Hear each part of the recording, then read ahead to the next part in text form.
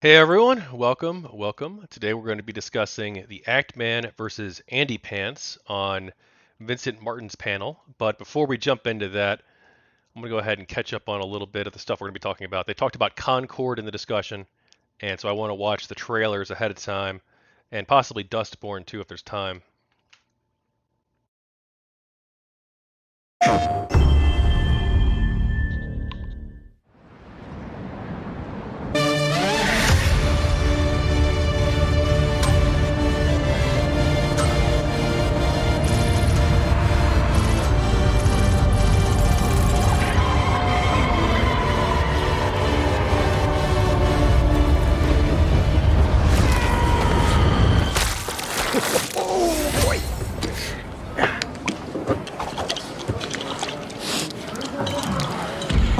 Jukebox.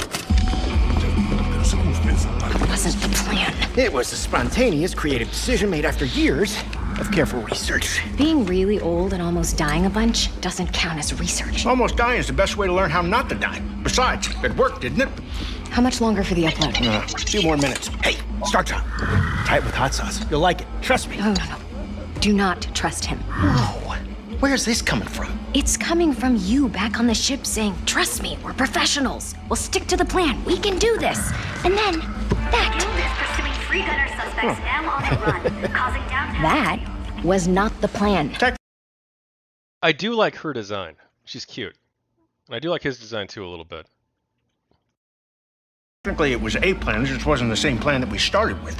If we don't leave with this blue button... Amar, we will. We will.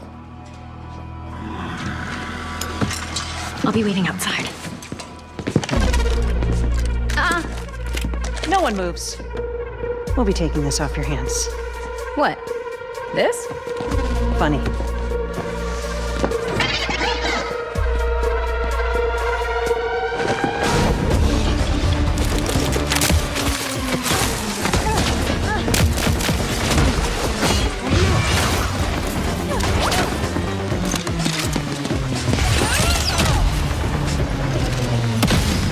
Slow them down a little for you.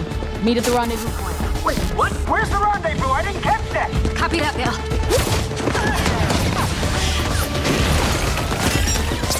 Shield out! Well played. You are wounded. Fine. They only got one of my legs. How are those hands?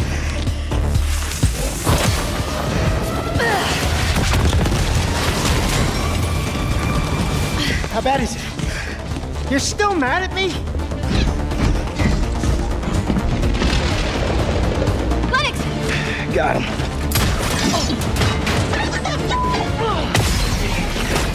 One off. This is you. Got it! I am developing a taste for destruction. Goodbye.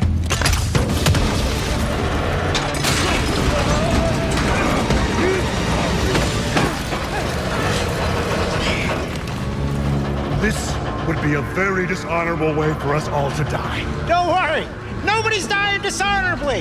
And also, we're bringing this back with us. Hey, Mark. What are you doing? Getting us to the rendezvous point.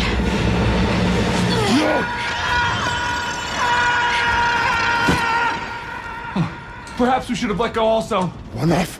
Do not dare. Well, we were supposed to stick together. If you let go, would I never leave me. swear I will bring Oh, vengeance. look, there they are. Hi. What the? I am glad you avoided a dishonorable death. Almost dying is the best way to learn how not to die. Or something. I knew this was gonna work. This wasn't the plan. No, it just wasn't the one we started with. All right. Another satisfied customer. Goods delivered. I send everyone their cut. Ooh, yay. So do you, like, carry it around with you for emergency bland situations or whatever? Hey, Mara. Don't joke about something like this. Our next job is somewhere with less We'll have scaffolding. no scaffolding. Zero scaffolding. I promise. We were apart for so long. I thought I'd never feel your fiery embrace again. You sound ridiculous.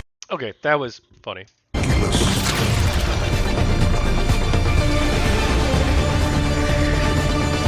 Now for the gameplay trailer. I watched this off air too, and was not impressed.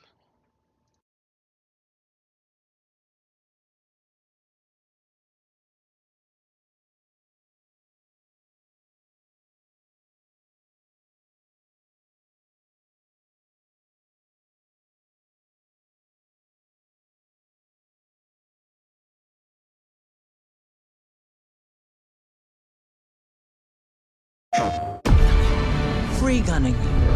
It's hard work, but it's our work, and we don't take it for granted. Being a free gunner means, well, you're free. Right on target. Yeah, you better run. Free gunners have a shot at making something of themselves, a chance to be someone. All right.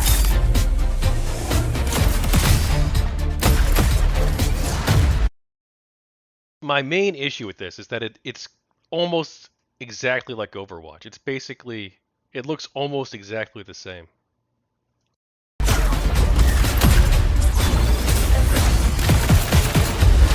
Need a second to fix myself up.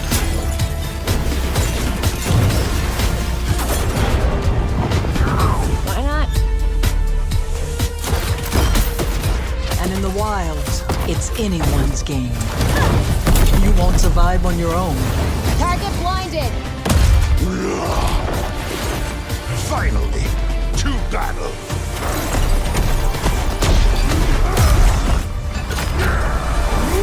Endless rage! We risk our lives every day to do the job.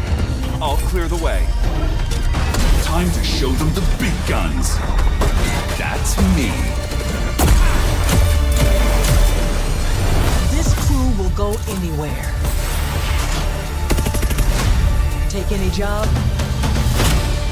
Face any enemy.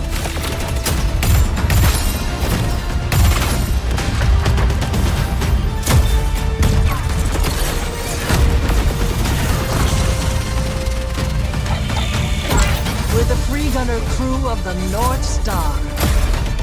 And together, we're going to make our mark on this galaxy.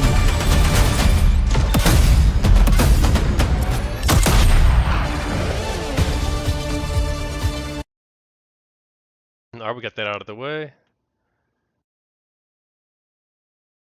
Vincent says going live in about 8 minutes, so we got a little bit more time. Guess we'll do the Dustborn trailer too.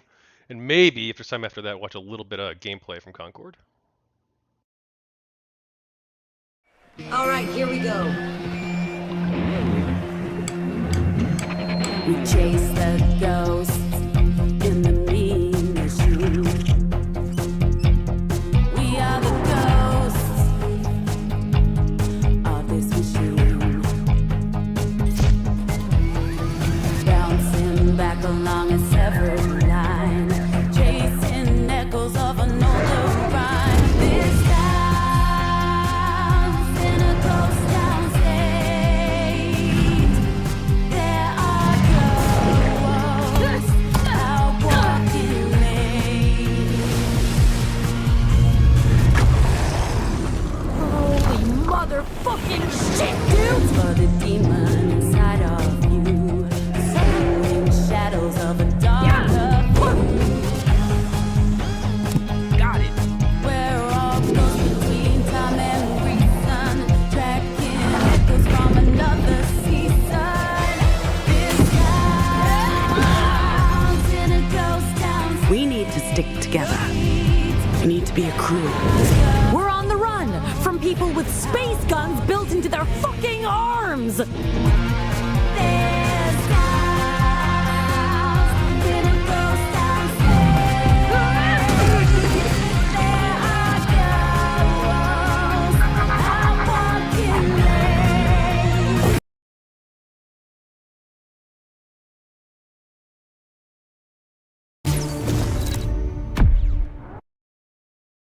This is gameplay footage. This is going to be from United G on YouTube. Just a heads up there. United G.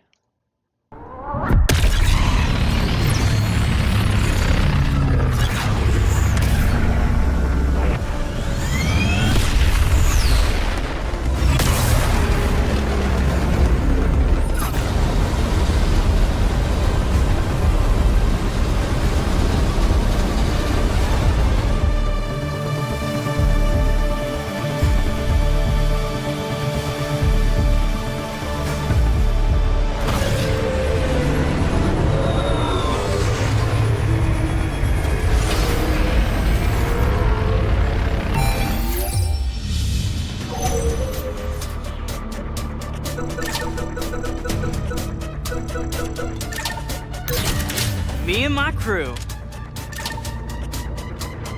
That is a really ugly design, I gotta say.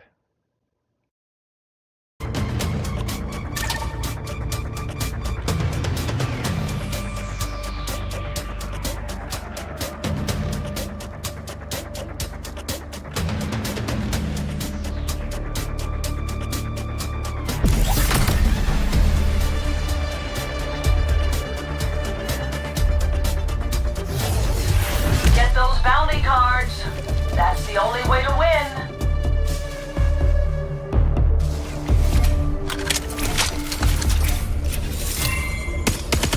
Keep it tidy, no mistakes.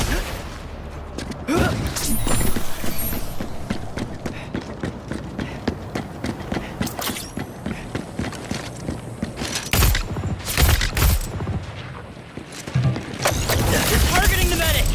Rude! Healing pads, right here! Hang on, gotta heal. Sniper, watch your head! Healing pad coming up!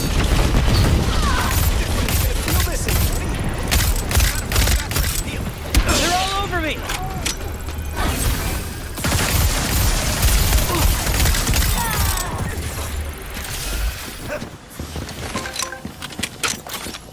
Healing up. Give me a sec. My transplants begin. Transplants complete.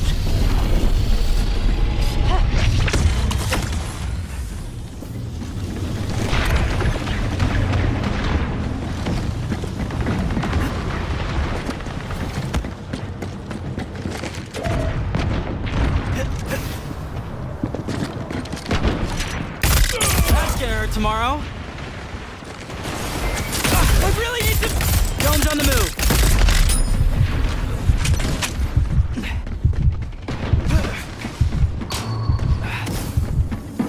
Just patching myself up. My transplants begin. Transplants Targeting the medic.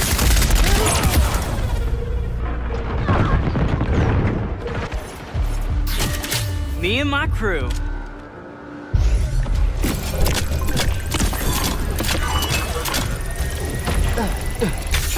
This form must regrow.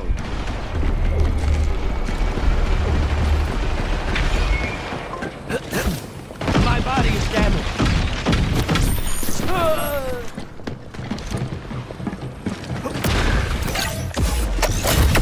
Relocating the dome.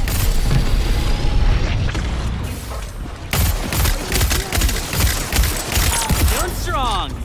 Sharing enemy location. They're all over me. Deploying healing pad.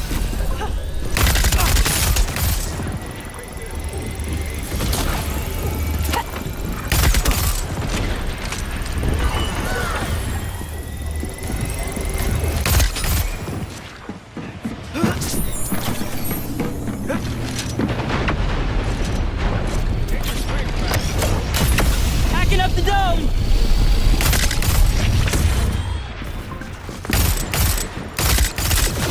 I really need some backup!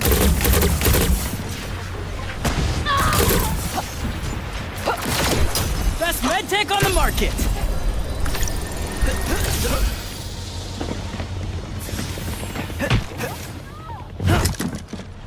Intel coming your way. Ah, look at us go! Don't stop now! Yeah.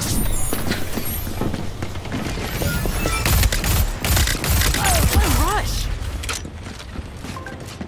Healing, cover me. Alright, panel's going to start in about a minute here. So, go ahead and get this going.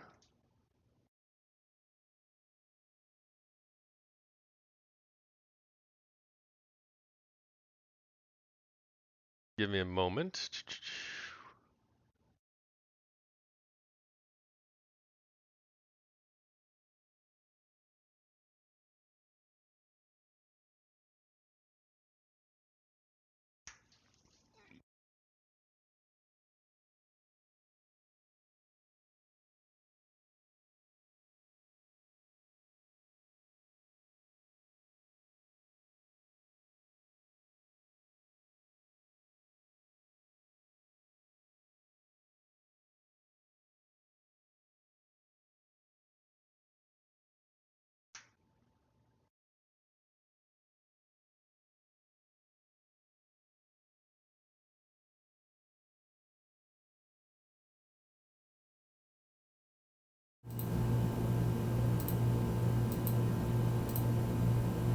Okay.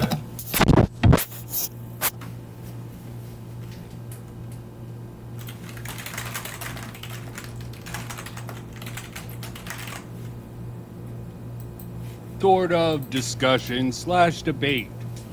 AndyPants sort of got Act-Man into. There's a lot of stupid stuff around it in general. So, and we're gonna have guests come in. Here's our first one. Tachyon Blue. Welcome. Hey, what's up? How's it going? Not too much at all. Checking stuff and thinking of how I want to proceed, because like normal, there's going to be a little chaos with this particular thing. Sent out many invites. Let's see who wants to pop on. Limited time, and I understand. So, introduce yourself, I guess, would be the start. Gonna have to do this with everyone out there. All right, sure. Oh, first off, I do like your new avatar change. It looks good, by the way. Better than the old one. Thank you. Oh no, I'm Tachyon Blue. I'm a political live streamer. I focus on politics and gaming mostly. I'm currently working on a couple different books. I'm working on a multi-volume book about Gamergate. I'm doing a Kickstarter very soon here, actually. Probably within the next couple months, there will be a Kickstarter campaign. You can pick up a copy of the book with the Kickstarter campaign. There's actually going to be multiple volumes. The first volume is already done. The second volume is about halfway done, and yeah, there's going to be probably over 10 volumes in total, possibly around 12 I'm looking at. I've interviewed over 70 people on both sides of the controversy. I've also interviewed a bunch of people about multi-user dungeons for another book called Champions of Alanthea, but that's not that's coming out next year most likely as well. Anyway, how are you doing today? Yeah, not too bad. It's good to mix a harsh, a tough topic with one that sounds rather fun overall. A good balance is always to have. And I guess I'm live on his side. I'm Yes. Vincent Martin. Defining myself is a little bit tough. I'll go with mad scientist of YouTube, because I'm doing a lot of research. I'm just breaking a lot of rules by touching the poo, so to speak, if you want to use those evil Kiwi farmers terminology out there. But that's neither here nor there. Let's get I'm not sure if everyone who's going to be popping in here has watched it. I believe you have. What is your general impression overall? Well, I've got a lot of thoughts on the conversation that happened. I guess first of all, I don't know most of these either of these people. Okay, Actman or AndyPants. I saw a little bit of Actman. I know he was on one of Destiny's his panel about January 6th, right? So I know a little bit about him. That's the only time I've seen him, I believe. So I didn't go in with like any biases towards these particular content creators one way or the other. I guess in terms of my overall approach to how I do things, I'm more like in line with I guess Actman's approach. I try to criticize people on both sides, insofar as at least he says he tries to do that. So yeah, that's what I try to do as well. I try to be honest and try not to play any favorites towards any specific community, whether they're social justice people or anti-social justice people or whatever it happens to be. Um, I do think that Andy does seem to have taken a lot of this stuff a little bit too seriously, perhaps, and maybe gotten a little bit too in the culture war brain mindset. It seems from the discussion I saw. Now he did raise a couple of points that I thought were interesting, though, and I'm not sure that Actman really addressed them especially well. One of which is the uglification of female characters in games. I think that Andy probably is right that that is a phenomenon that's happening. Um, and I don't know why that is, but it does seem like with the Pokemon Go Yeah, that's situation, and you can look at some of the that's face the particular thing. The uglification of women in games. What is the source of it? Is it the sort of woke mind virus, that sort of angle there, or is there more mundane sort of reasons for it, like not hiring the best people, which some people would also link to sort of a diversity initiative hiring? I can't Would you? speak to that. I don't work for like AAA Okay, yeah, companies. I don't know that like what their you're hiring practices look like. I'd hope that they follow the laws of the United States, of course. Yes, I'm more willing to go into theoretical, I think, than you. There is really no proof out there of any of these a lot of the claims, what's known as anti-woke online, would really back up. I have disagreements on a lot of these particular sort of things that they talk about. I like examples in general. Were you done? Sorry, I Well, interrupted you and I was moving on like nothing else. yeah, there are a few examples, I think, of these characters that do look less attractive than you would think that they should. Like Joanna Dark in the new Perfect Dark game, for instance. They do seem to have changed her appearance. And I don't know if that's an artistic choice on them. And they're like, you know what, we think this look looks better or what. But she does look less attractive, that's for sure, it seems. At least to my eye. And then also, too, Pokemon Go, they made an update recently that changed the characters. They redesigned basically the entire avatar system, I believe. And the new avatars look worse than the old ones, many players have complained.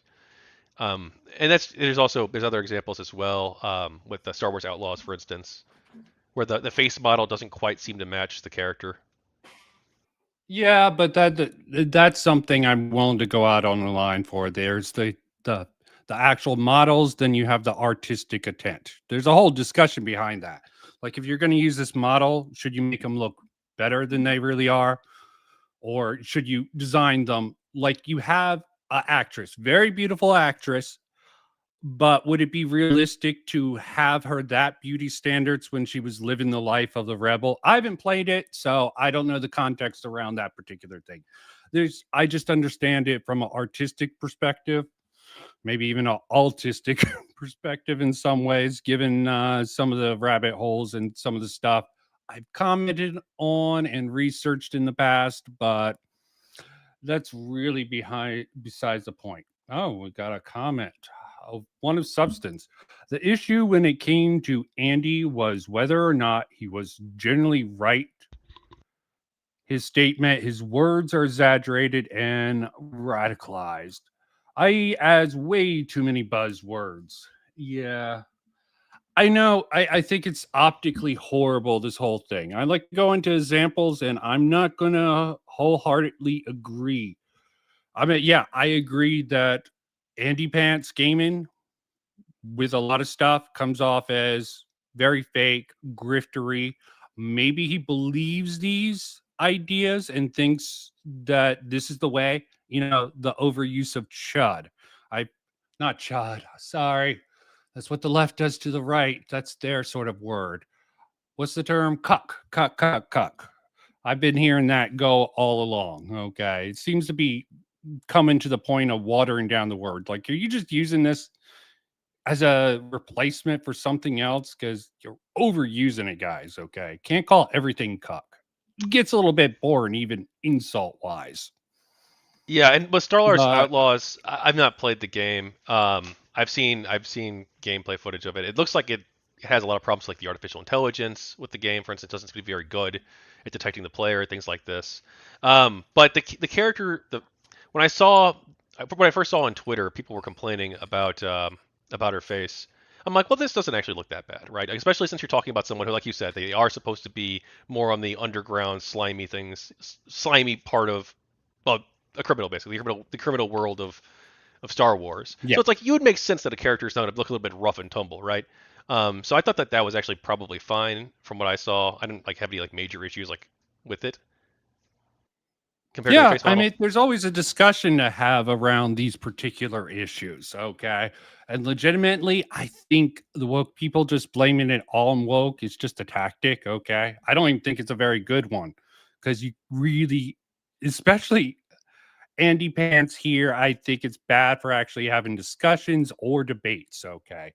Let me actually start with something else that I noticed real quick before I give you examples from the debate, because I like to do my research here and there.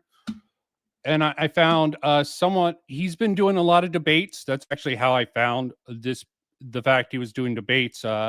Associate of mine who might be showing up actually took part in one of his debate series. Okay. So Andy does this debates? I found yeah, he went on to a whole string. My friend, my associate, don't know if call someone like G Coop's a friend, but he is definitely an associate, and he appeared on the one before this, the debate stream that AndyPants Gaming hosted. I'm not going to go into that, but I found this one rather illuminating here. This is fresh to you. Maybe I'm misreading this in general. Oh, I gotta move on here because I was supposed to stop at 2. All Vince, right. what up? Yeah, what up? What up? My audio sound good? Am I good? Yep. All right, cool. So I just wanted to ask your opinion. What do you think of internet grifters? Is this because you're gonna call me an internet grifter? No. I'm not calling you an internet grifter. Okay. I just want to point out here, maybe I'm overreacting. He asked just about general grifters. Andy makes it about him. I just want to ask you, like, what do you think of people who fake like their opinions and stances on things in order for like money, views, ad revenue, clout? What do you think of those people? So I think if you're talking about my old channel, I've always been anti. See, I find that in this beginning, he's just talking about the topic of grifters, and Andy Pants seems to be making it about him. Do you think that's fair to do, Tachyon? I mean, if you want to be charitable towards AndyPants, right, you could say that, look, one of the things that people in like the anti-SJW sphere, and also in the SJW sphere too, they both get accused a lot of being grifters. That like, there's no way you actually like believe this stuff. You're putting out, 7 videos a week about whatever the latest woke video game news is. It's like, is there really that much woke video game news every single day that you can do that? And it seems like sometimes they stretch and reach. Now, individual content creators do. I don't know about AndyPants specific Like content, numbers but or maybe whatever. he's very sensitive about that topic. Perhaps if you want to be charitable. Okay, yeah, I'm sure if you get into this line of work, you can get sensitivity about it. Okay, I've been following way too many of them. They seem to have certain habits that I don't think are very ethical. Maybe they can compensate for that. Their sort of tactics, they're in a culture war. They can justify doing this twisting using these narratives that I can find logical holes in.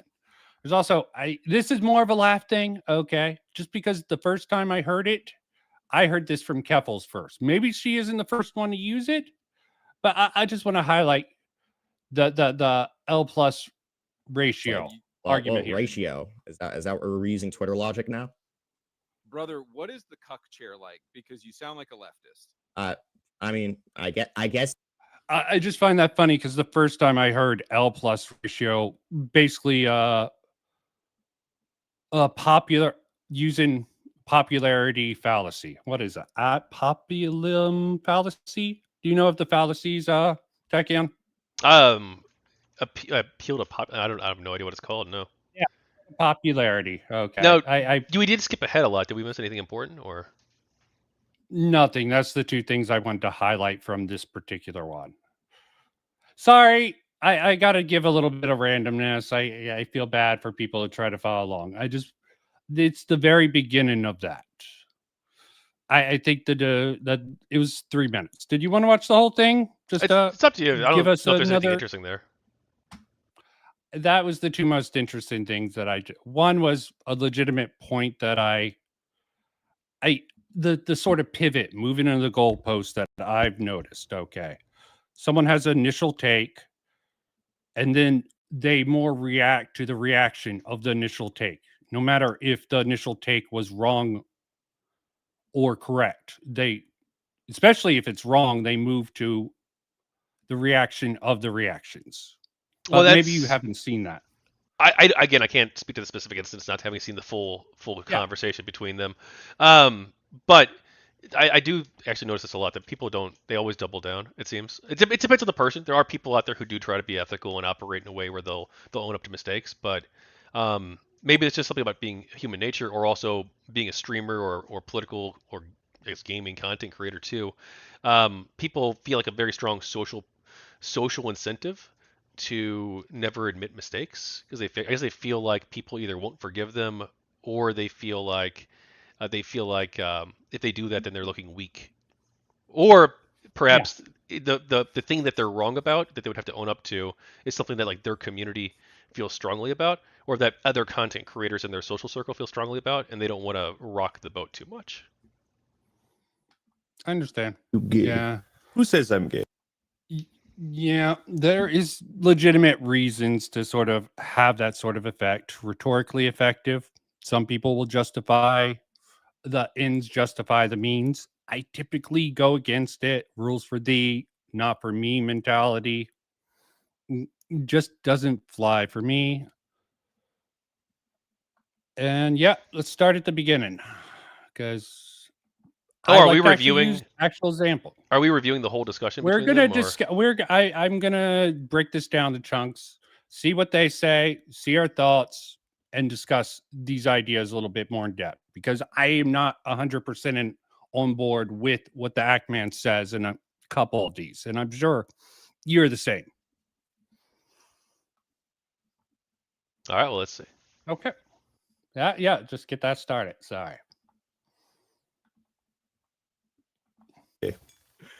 You're not gay. It's just that you were supporting. You didn't follow through with the line, bro. Come on, man. You were supporting Leon mods that were gay, and you were anti-Ashley mods, and I was wondering why you did that. Huh? You're wondering why I did. What are you referring to? For Resident Evil 4, you were in support of Leon mods, and in support of gay Leon mods, acting like they were no big deal, and you were again, and then you called people that were pro Ashley mods. You were like, "Oh, they're weirdos." I don't know if I said the term weirdo. I mean, if you have the tweet, we can go over it, or whatever the tweets are. See, another reason I want to go over the video is because I come from the commentary community where you want to highlight, not speak for people in general. Like what Act-Man doing is here is like, okay, you're bringing up a tweet that I might have made a while ago. Can you bring it up to see what exactly I said and how I said it? Well, if I remember watching this, I don't think Andy ever brings it up, does he? The specific tweet, or? Yeah, he has one tweet, which I actually approve of that practice. He has one tweet, but I do remember Act-Man, because Act-Man is one of these people who hits a lot, but he does have his misses. Okay. He has his whole overreaction to the Quantum TV calling his mom at 3 a.m. challenge. Okay. That's a whole nother thing. He has his moments, but I think he's self-corrected well. And Andy brings up the sort of Payday 3 incident, which I think the Act-Man slides a little bit on. But yes, here, I just wanted to highlight another reason why I do this. And let's get to the end. Do you have that on you?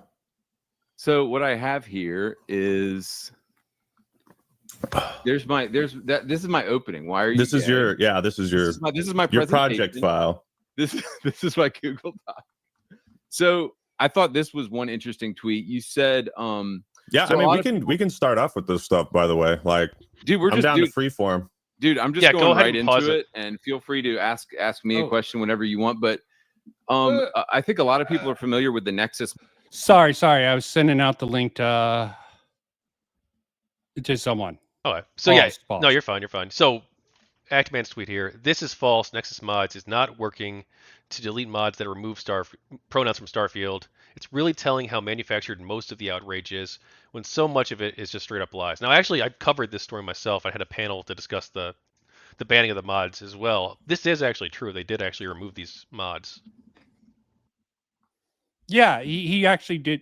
If I remember correct, he did correct the record later on. But it definitely is worth criticizing him for not fact checking before he ran with this, especially at his size. Okay, just not something you want to do if you want to keep credibility. And as for the ethics of that, he goes on to really explain this, and I actually disagree with this take. I mean, I understand his argument, but I don't agree with it. So you don't need to say someone's...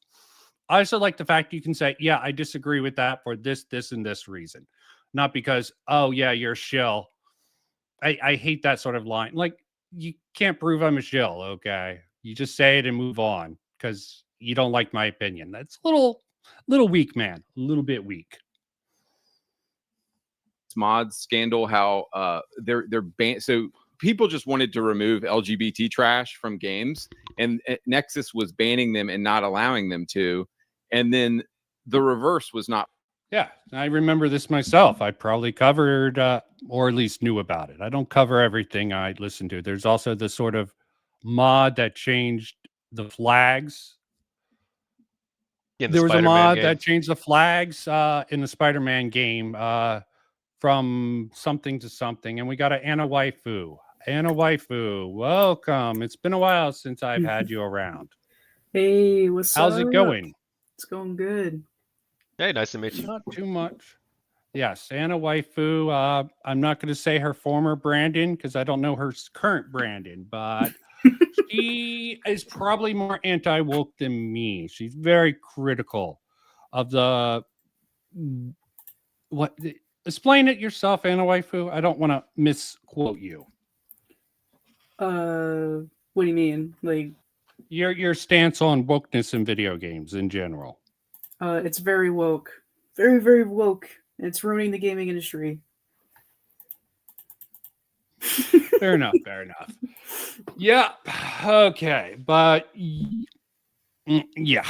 So we're talking about the Nexus mods things. Do you remember that back in the past, Anna? Oh yeah. Fallout New Vegas. Hell yeah. Hell yeah. I remember Nexus.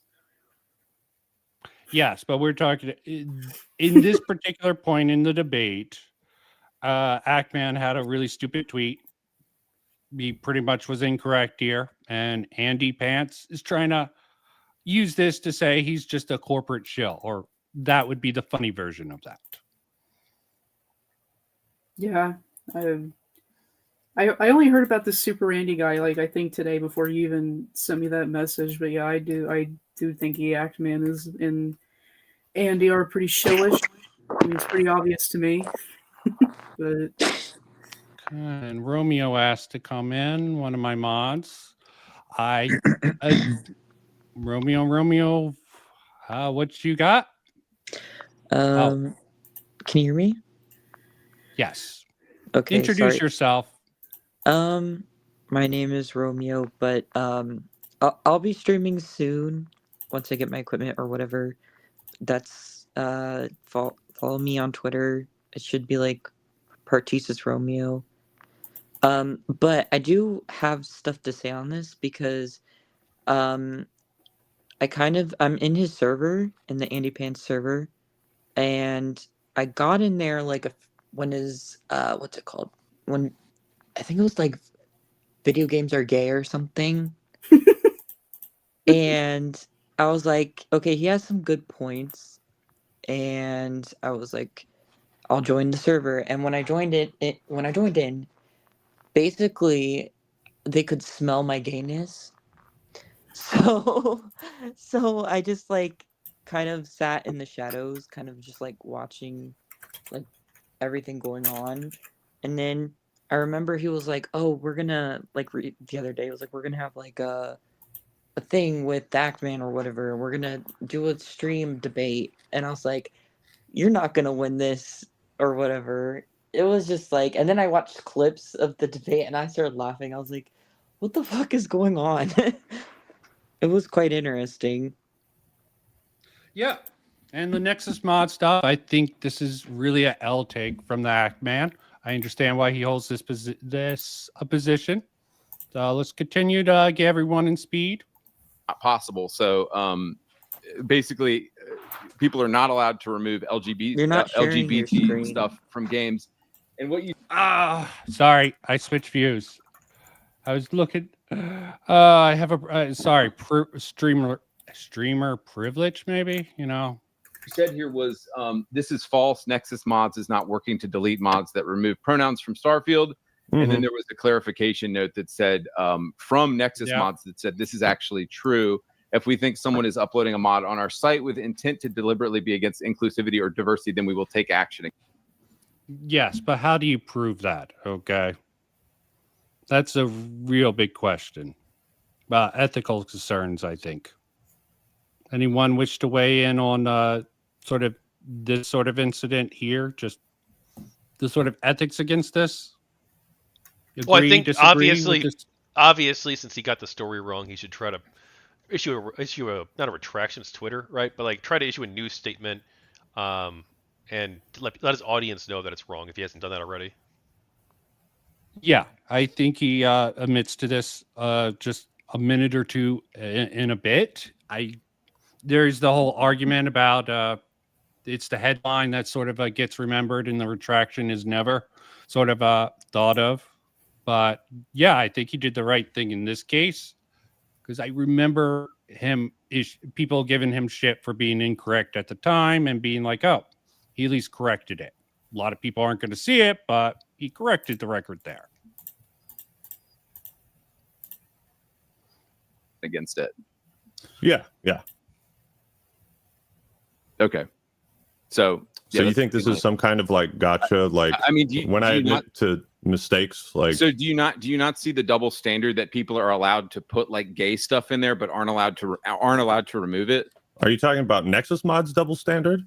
Yeah. Because, well, I mean, they're an independent company, aren't they? So they're allowed to do what they want. Of course, there might be a double standard. See, let me let him finish. Sorry, I cut people off way too quickly. Standard there, but there's also the idea that no matter what they choose, they're going to piss some group of people off, right? If they allow mods like that, they're going to piss off one group, but if they take them down, they're going to piss off the other. So it's really a no-win situation for them.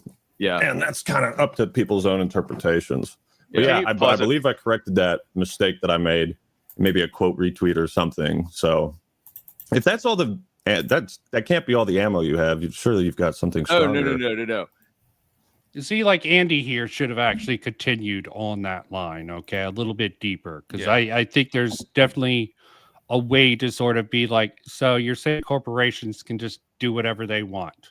They shouldn't be ethically, and frankly, in cases like that, I'm like, yeah, create an alternative rival, okay, alternative market to compete with this Nexus Mods and just put them to shame. Be like, yeah, but that would be a smart thing. Just go on.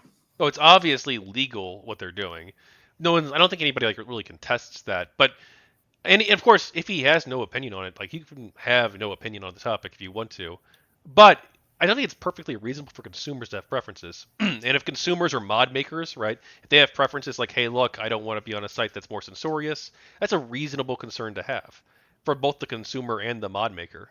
And also this idea that like, well, some people will be mad if you do, some people mad if you don't, who's to say?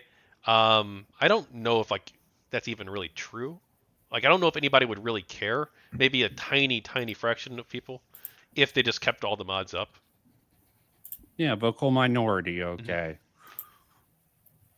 Like, sometimes this stuff comes back at you, okay? Because the Cloudflare came to regret their decision from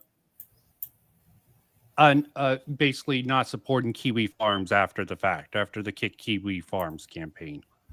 Any thoughts from our dear Anna or our dear Romeo, gay man of AndyPants?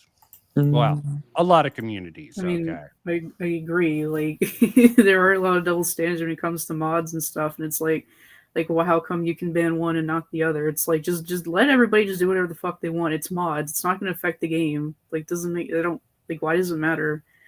You know. It's bad press. I think that would be the main argument. The minority would kick up a big deal about it and make it seem like it's worse than it really is. And I don't know that exact context. Maybe the sort of description on the mod was very inflammatory.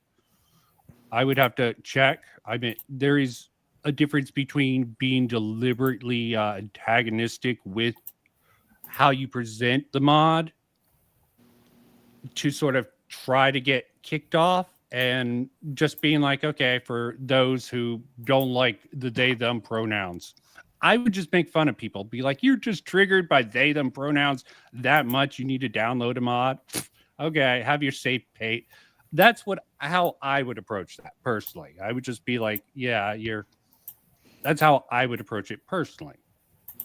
Yeah, I agree. Like, just if you don't agree with it, just make fun of them and move on. You don't have to take it down. That's,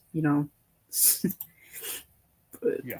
I disagree with this principle, and I would make fun of them, but I wouldn't really call that a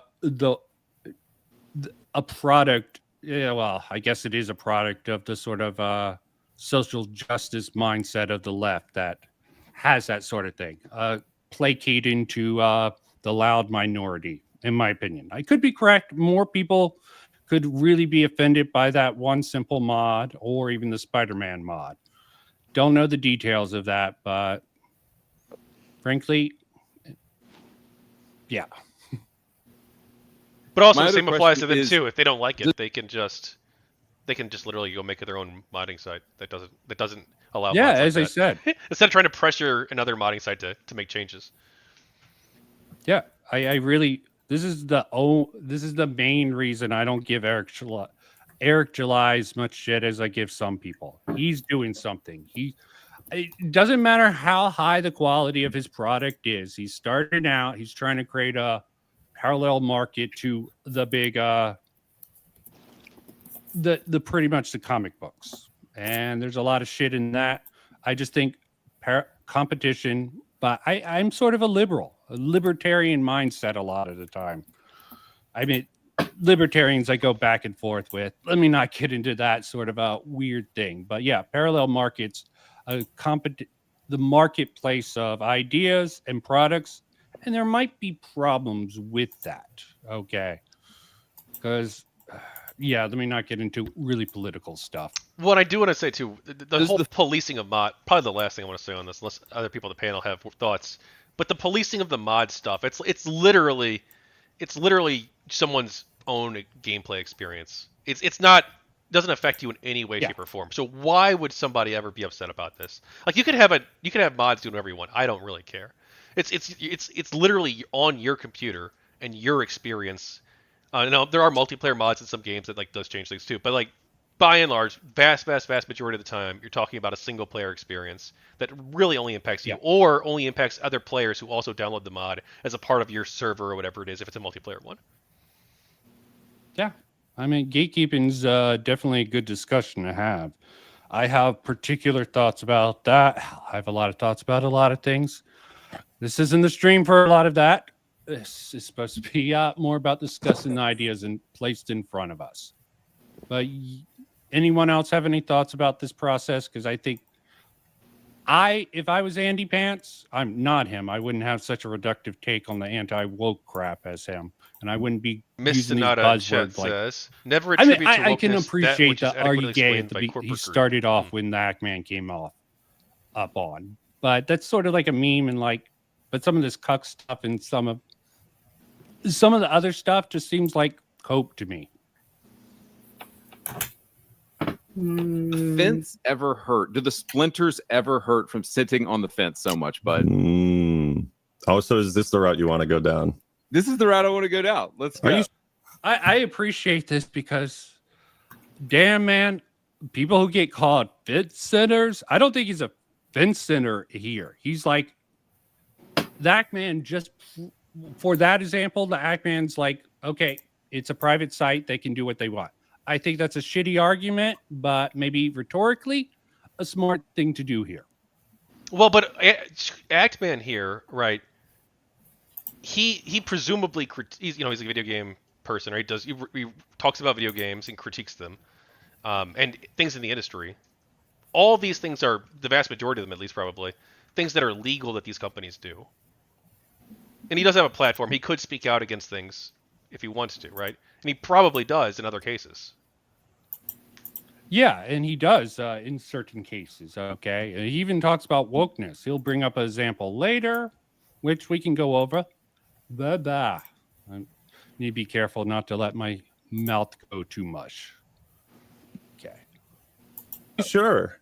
Dude, just unload the ammo on me. Dude, I'm ready. Are you sure about this, man? Because I don't think you're cut out for this. I don't think you... Okay.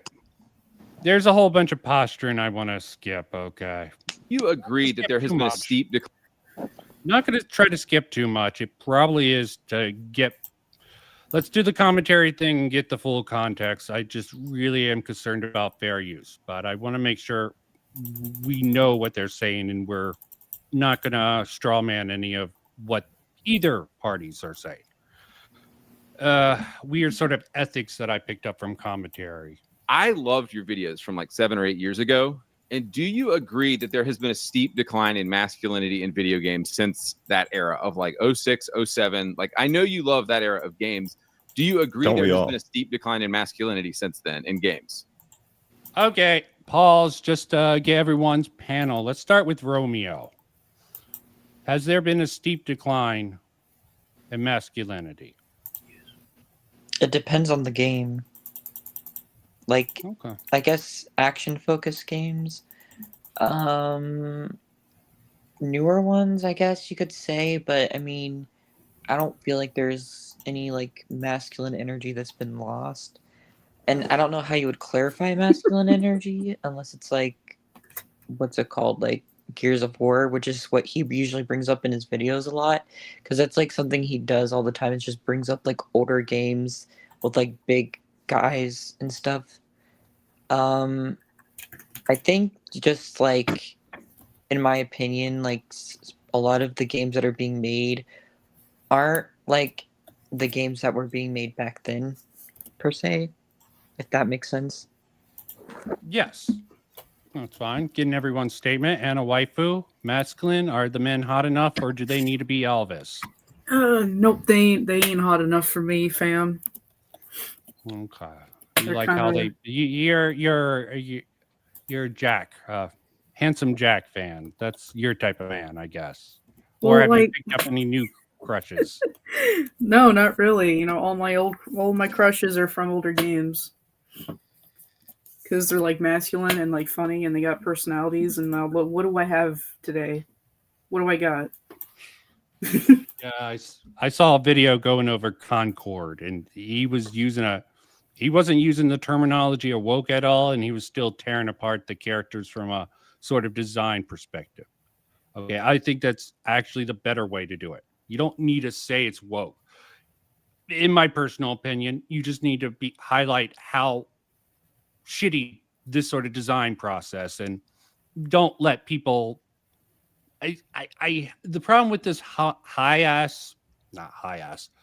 the sort of rhetoric that I hear from certain people like AndyPants, I think that sort of poisons the well. If you have any sort of talking points that sort of correlate with people like Ademion and AndyPants here, people will automatically like click and assume you're like, yeah, it's a stupid ideology that I do think is diluting basically the design process. But I think, sorry, I will continue. Tachyon, your turn. Oh, I don't play a whole lot of new releases, so I don't know. I also don't know what it means for like, what do you mean by masculinity? That could mean so many different things to different people. I don't know. Yeah, Ackman's going to get into it. It is a good question. I can easily answer this because I get caught if it's center, but no, I just don't see. I see things more analytical from a technical perspective, and it makes sense. The more popular games get, and it definitely became a much bigger entertainment online in general. Video games rose in popularity thanks to the lockdown in part. Also, change in society. But I think the lockdown pushed a lot of people who would have normally done stuff, went out, got them interested in the internet. Once the lockdown sort of lifted, some people went back to their lives, but some people found the sort of social circles online very interesting. They got more into it. So all forms of online entertainment increased. So it does make sense. Video game companies broaden the market to appeal to a greater demographics. But when it comes to established franchises like Gears of War, more things, sort of trying to get a more female or even a LGBTQ fan base, I think is just from a marketing standpoint to sort of get the mythical wider market, as our dear friend Timon always says, is a mistake strategically for these companies to do. And it is clear that they spend way too much money on these games. It's a middle management problem also. This is another, like, schools getting diversity. Again, let me not get too far into the political thing there. I think we got everything out there that we wanted. Anyone wants to finish up before we actually move on to hear how Ackman? I wanted to get everyone's personal thoughts on this question before we listen to the Ackman answer it. Well, what would be your term of what masculinity is? Because I have a good idea what masculinity is, but it seems like you guys have different definitions. Kind of curious what that would be. Okay. I guess before they go on, I meant, Tachyon, you said, what is masculinity, right? Do you have a definition? I don't. So I guess I can give the definition of like things that we would think of as being associated more with masculine traits. Traits, I guess, that are more prevalent in men than women, and feminine traits would be like traits that are more feminine, more prevalent in women than men, like on averages. And so, like, if you have more traits that are more typically associated with males, even if you're a woman, you could say, well, that's a masculine trait of mine. But like, I don't know if I'd be like, well, that's like, I guess specific ones, right? Like, so I guess like men would be more oriented towards objects and women more towards people. I'm not a psychologist, but I hear that that's the case. So like that would be like a masculine trait, I guess, right? Or like, yeah, I'm jealous you got to talk to Chris Ferguson a couple of times. I admire that man. Reach out to him. He'll probably. Oh, actually, no. Wait. What you should do is, Vincent, you should, for my Kickstarter. Okay, he's actually Chris Ferguson is going to run a tabletop RPG campaign as a backer reward for my Kickstarter backers for certain ones if you pick a certain tier. So be sure to save up some money and maybe you'll be able to play an RPG with him. Oh, good. This is what I like about you, Tachyon. You know how to slip that the promo material in there. Yeah, I just his book was sort of pushing it back against violent video games cause violence in the real world. I really appreciated a lot of his research on it, especially when you look at what's when you get into the actual other research, which seems laughable. But let me not nerd out too much. But can I also give another answer too? Like, so, like that's how I would define masculine and feminine, I guess, more towards like the pretty similar along way. Those lines. But I guess like if you want to like use like a traditional definition, right? You could say that like, well, does the character have like big muscly arms? Or like things like that too. Like, do they really like bodybuilding? Like bodybuilding, I don't know what the exact gender demographics are for bodybuilders, but like that would be something that would probably traditionally be seen as masculine, right? So like Chris Redfield in Resident Evil 5, but not really Chris in his other appearances in the same way. He might have other masculine traits, but not the same masculine trait that he does in 5 in that way. Okay, we got another call in. I believe a friend of Romeo. I love a little chaos, so let's throw some in. Introduce yourself. Hello. Yep. Hey, what's up? Give us an introduction, and if you have anything to shill beforehand, yeah, definitely put it in private chat so I can link it later. Okay, I know you have a comic book. Okay. Oh yeah, you can show them the comic, but I'm not really on the YouTube chat right now, and for some reason my earphones are not working. I might have to join on a different device or something. I don't know, but basically, hi, I'm an old chunk of coal. I like Norm Macdonald a lot. He's really funny. That's all I really have to say. But in regards to the question, I believe there was a question just now about masculinity or some shit. Yes. What do you think it is? Yeah, you can answer that. That's a good one. One part of it for me is the confidence in your own self, right? So if you're a man and you have confidence in yourself as a man, you would. Well, there's no problems there. And same thing for a woman. Like if you're a woman and you're confident in yourself as a woman, there's no problems, right? And that's why like I wouldn't consider trans women or trans men to be actual men or women because they're so unconfident in their own selves. They have to like change their literal biology or attempt to change it. I mean, from what I've heard, like the medical stuff, it doesn't work very well. But yeah. That's why I think, I think it's kind there's of a problems in there. There's definitely some problems in there. How does it relate to video games and these sort of ideas? I think it's just very.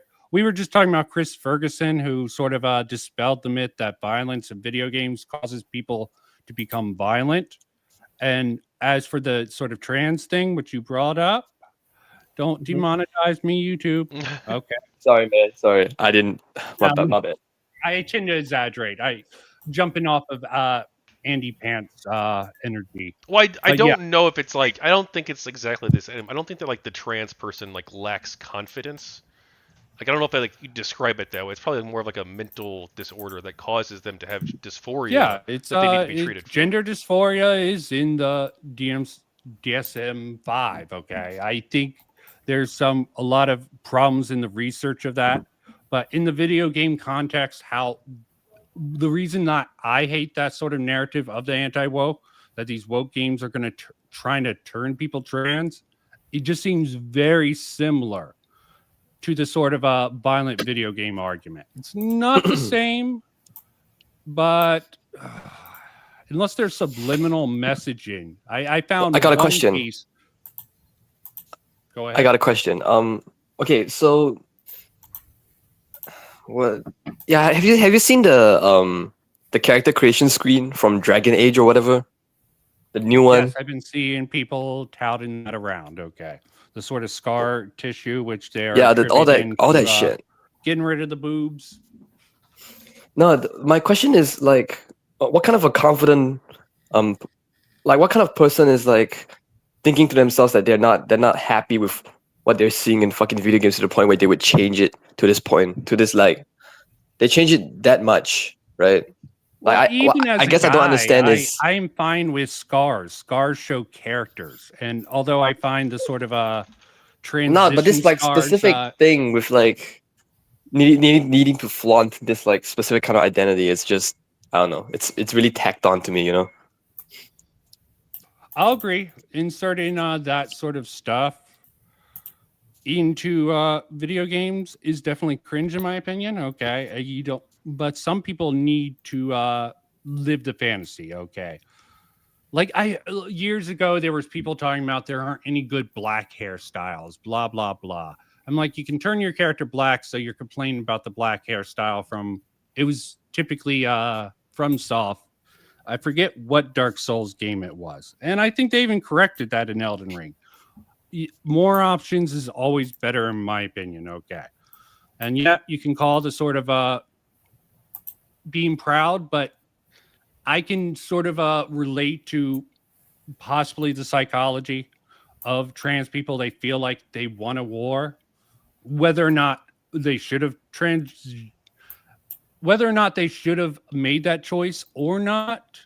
They do see this as like a proud. I can see how they can see it as a proud battle scar. Even if you think that is stupid, I can understand. Like men fighting together, they'll show off scars to each other.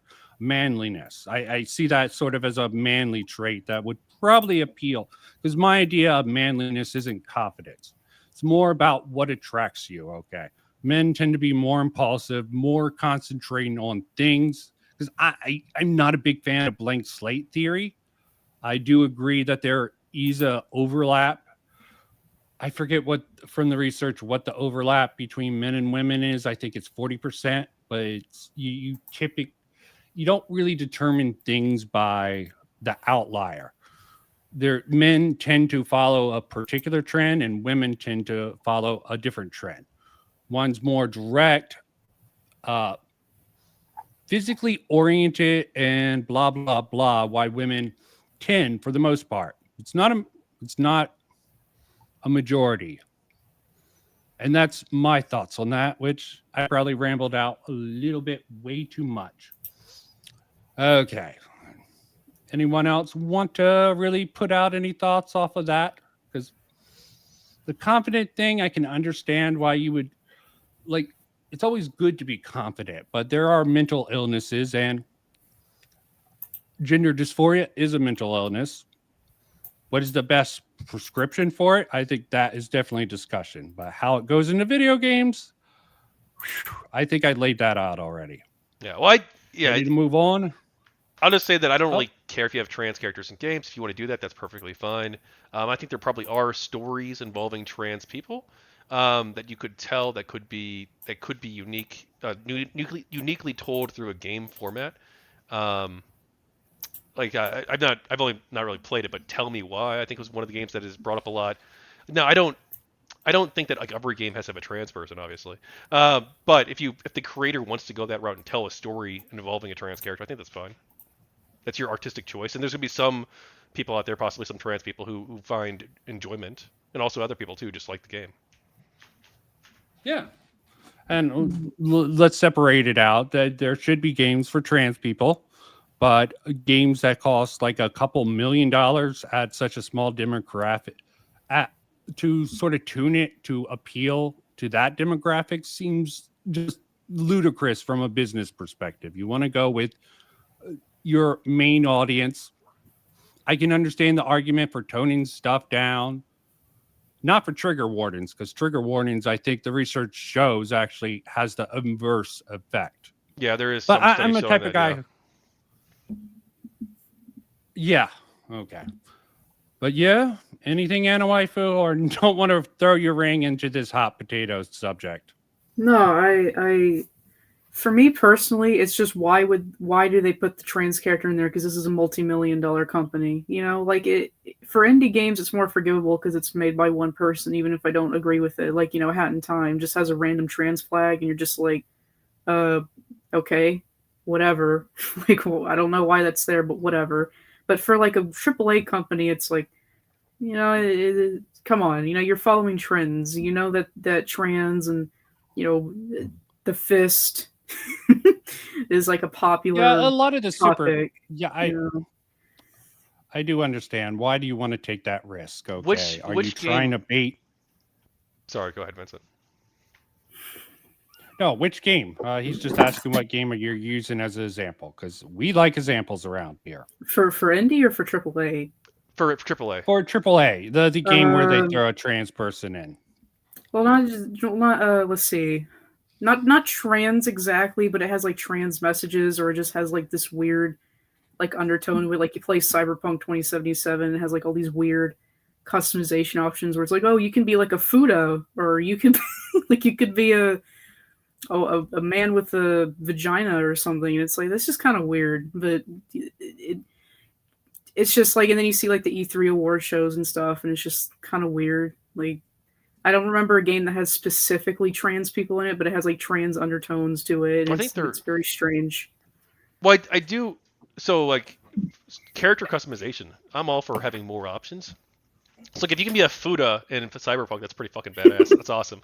I think there are some examples of AAA games with trans characters though. Like Mass Effect 3, I think had Hanley Abrams, and there was Krim from Dragon Age. I think Dragon Age Inquisition. But is it even trans? The non-binary stuff I don't. Gets a little bit weird. Yeah, I don't. I've not played Dragon Age, so I don't know.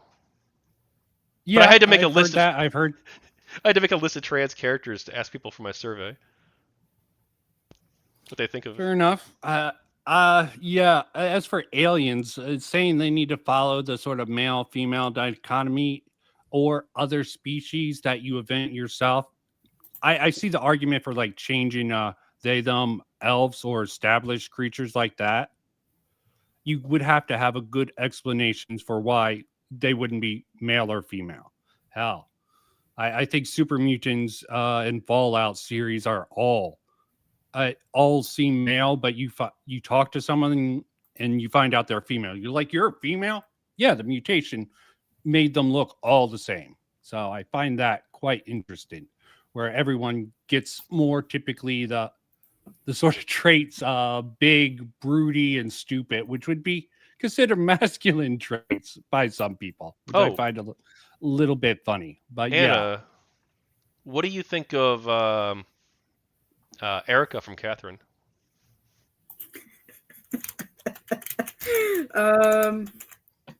God, I have not played that in forever. What the hell was she again? Was she like this red-haired trans person or something? I don't remember. Yeah, she was the waitress at the bar. Oh yeah. see, that's not a big problem for me really, because it's weird. Like Japanese games, when they do like trans characters or gay characters, it's not cringe. It's only American games where it's like it's just kind of cringe. But it's like in Japanese games like that, it doesn't really affect me really. It's weird. Tachyon Blue, are traps gay? Yes. You don't have to. I don't really care. You don't have to answer that. Yeah, I don't really have any I'm strong doing views it one for or the other. I'm doing it for the meme. I'm doing it for the fuck. Rip Total Biscuit, I believe. Yeah. Okay. Coxcon, I like yeah. that man, even if he just got sick of all the sort of crap thrown at him for his stance on Gamergate. Okay, I can understand why he got pissed about that question, but it's a good meme. It's a good meme in my opinion. Okay, let's move on. I'm sure plenty more to really pull from. Steep decline. I mean, we're talking for like almost an hour. We only made 11 minutes. Yeah, I got a hard out in like an hour and a half. Just a heads up. That's fine. That's fine. People come in and out. I will get through this whole thing. Some side content, some discussion among us, I think is good. Okay, even if it does make some people uncomfortable. I definitely not a fence setter on certain particular issues. there's obviously still instances of games that have masculine protagonists, sure, but you know, I would have to watch your masculinity video in its entirety. I think I watched about 7 or 8 minutes. Okay. And that one hit the algorithm. I noticed a change in the type of content your channel has. I have to remark, this is really slick of the Hackman to do it. I'm not saying he's necessarily wrong, but I think this is a little bit sly. Okay. He could have a legitimate point here. Okay. What audience capture or do what gets you popular. Okay. But to answer your question, if there's been a steep decline, how do you quantify masculinity? I mean, like the Doom games, like 2016, Doom Eternal, Doom the Dark Ages coming out. We just had Space Marine 2. That's pretty fucking masculine. I mean, Leon Kennedy, Resident Evil 4 remake. I think Leon Kennedy's a fucking badass, pretty masculine. Isaac Clarke, the Dead Space remake, pretty fucking masculine. Exactly, but which is a remake of a 2007 game.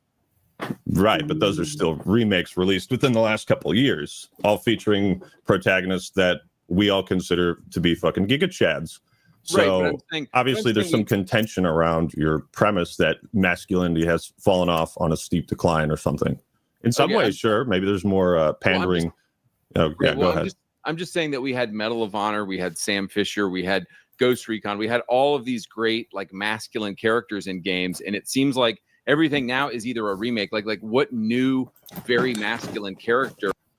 Okay, I was tempted to pause it. Okay, the remake craze is that is quite interesting. Wish Romeo was back in here, but he had other things to handle because we did a whole sort of discussion stream about the remake of Silent Hill 2.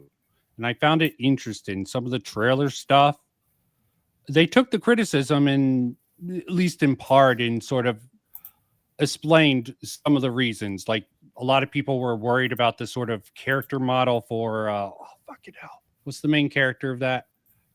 I'm horrible with names. But yeah, the main character of that, they explained the process. In one iteration, they had the thought process of aging up the main character to age with the characters. And that might have been actually a suggestion from the original dev team of Silent Hill 2. I think they ultimately be like, no, we're going to we're going to use the younger model after talking to each other. With feedback from the trailers and talking it out, they decide to go with him at the age he was when they originally made the game. What jury's still out on that. I'm curious of how the reception of Silent Hill 2 is. The remake stuff, I'm sure Anna Waifu has so much for that. I'm not hyped for that Silent Hill 2 remake. It looks like shit to me personally. God, what did they do to fucking what was his name again? The main character, I forgot his name. I forgot his name too. Tachyon, can you help us out? The protagonist. I've actually James, never I think? played James any. Sunderland. Yeah, James is what it says on the wiki, Oh, but I've actually never played any You're of just a the fake Silent Hill gamer. games. I know. You're a I am, fake it's true. gamer. Hey, but the okay. Resident Evil No. 2 remake I felt was really good actually. Mm. Yeah, I like that one. 3, I had a lot of problems with. Okay, that was more design wise. Okay, just the Nemesis coming in. There's so many problems with that game mechanically. I'm not gonna blame the woke. I'm just gonna think they're up their own farts and wanted to try to improve the game and put a terrible mechanic, in my opinion, into that where Nemesis comes after you just from the start. I understand the logic behind it, but yeah. The first one, the second one, and even the fourth one wasn't bad for the remakes. Okay. Thoughts on remakes? Simple enough. It's out there. Has come in a game recently. New? Yeah. Are you talking like entirely new franchise? Right. It's not a remake of a 2007 game because that just proves my point that games back in the day were more masculine and everything's feminine now. I think you're just moving the goalpost because you were talking about masculinity in video games, and I gave you several examples of protagonists, but now you're saying, what about new characters? So you're kind of just moving the goalposts on this. I don't have to move the goalposts. Dead Space is a remake of a 2007 game, so that proves my point. So, Yeah. but you disagree. You disagree that games have been feminized. You disagree that. Yeah, Andy needs to fucking go to coaching for this debate stuff. He definitely is shifting around. Okay, it makes him seem like an unreliable narrator. Okay, it makes him seem like the grifter point is correct here. Yeah. Well, whether that's the case or not, if he was going to approach this in a better way, he could be like, "Hey, look, I've got a list of like the top 20 games from this year, for the year before, and the year before that. Yes. And out of these lists, there's only like 4 games that have characters that I would consider to be masculine. I think that that's a problem. And I think that we need greater diversity in terms of the types of, I guess, characters that are made in games. Right? Yeah. You have actual facts to back it up, actual examples to pull from. Much more efficient. Okay. You don't even need to have them on screen. Just if you're going to try to bait someone, which is what it seemed like AndyPants Gaming was trying to do with Ackman. Okay. You need to be prepared for handling questions like this and not just go with these meme responses, in my opinion. Okay. It just hurts your own argument. Okay. And strengthens people's belief that you don't believe in this shit.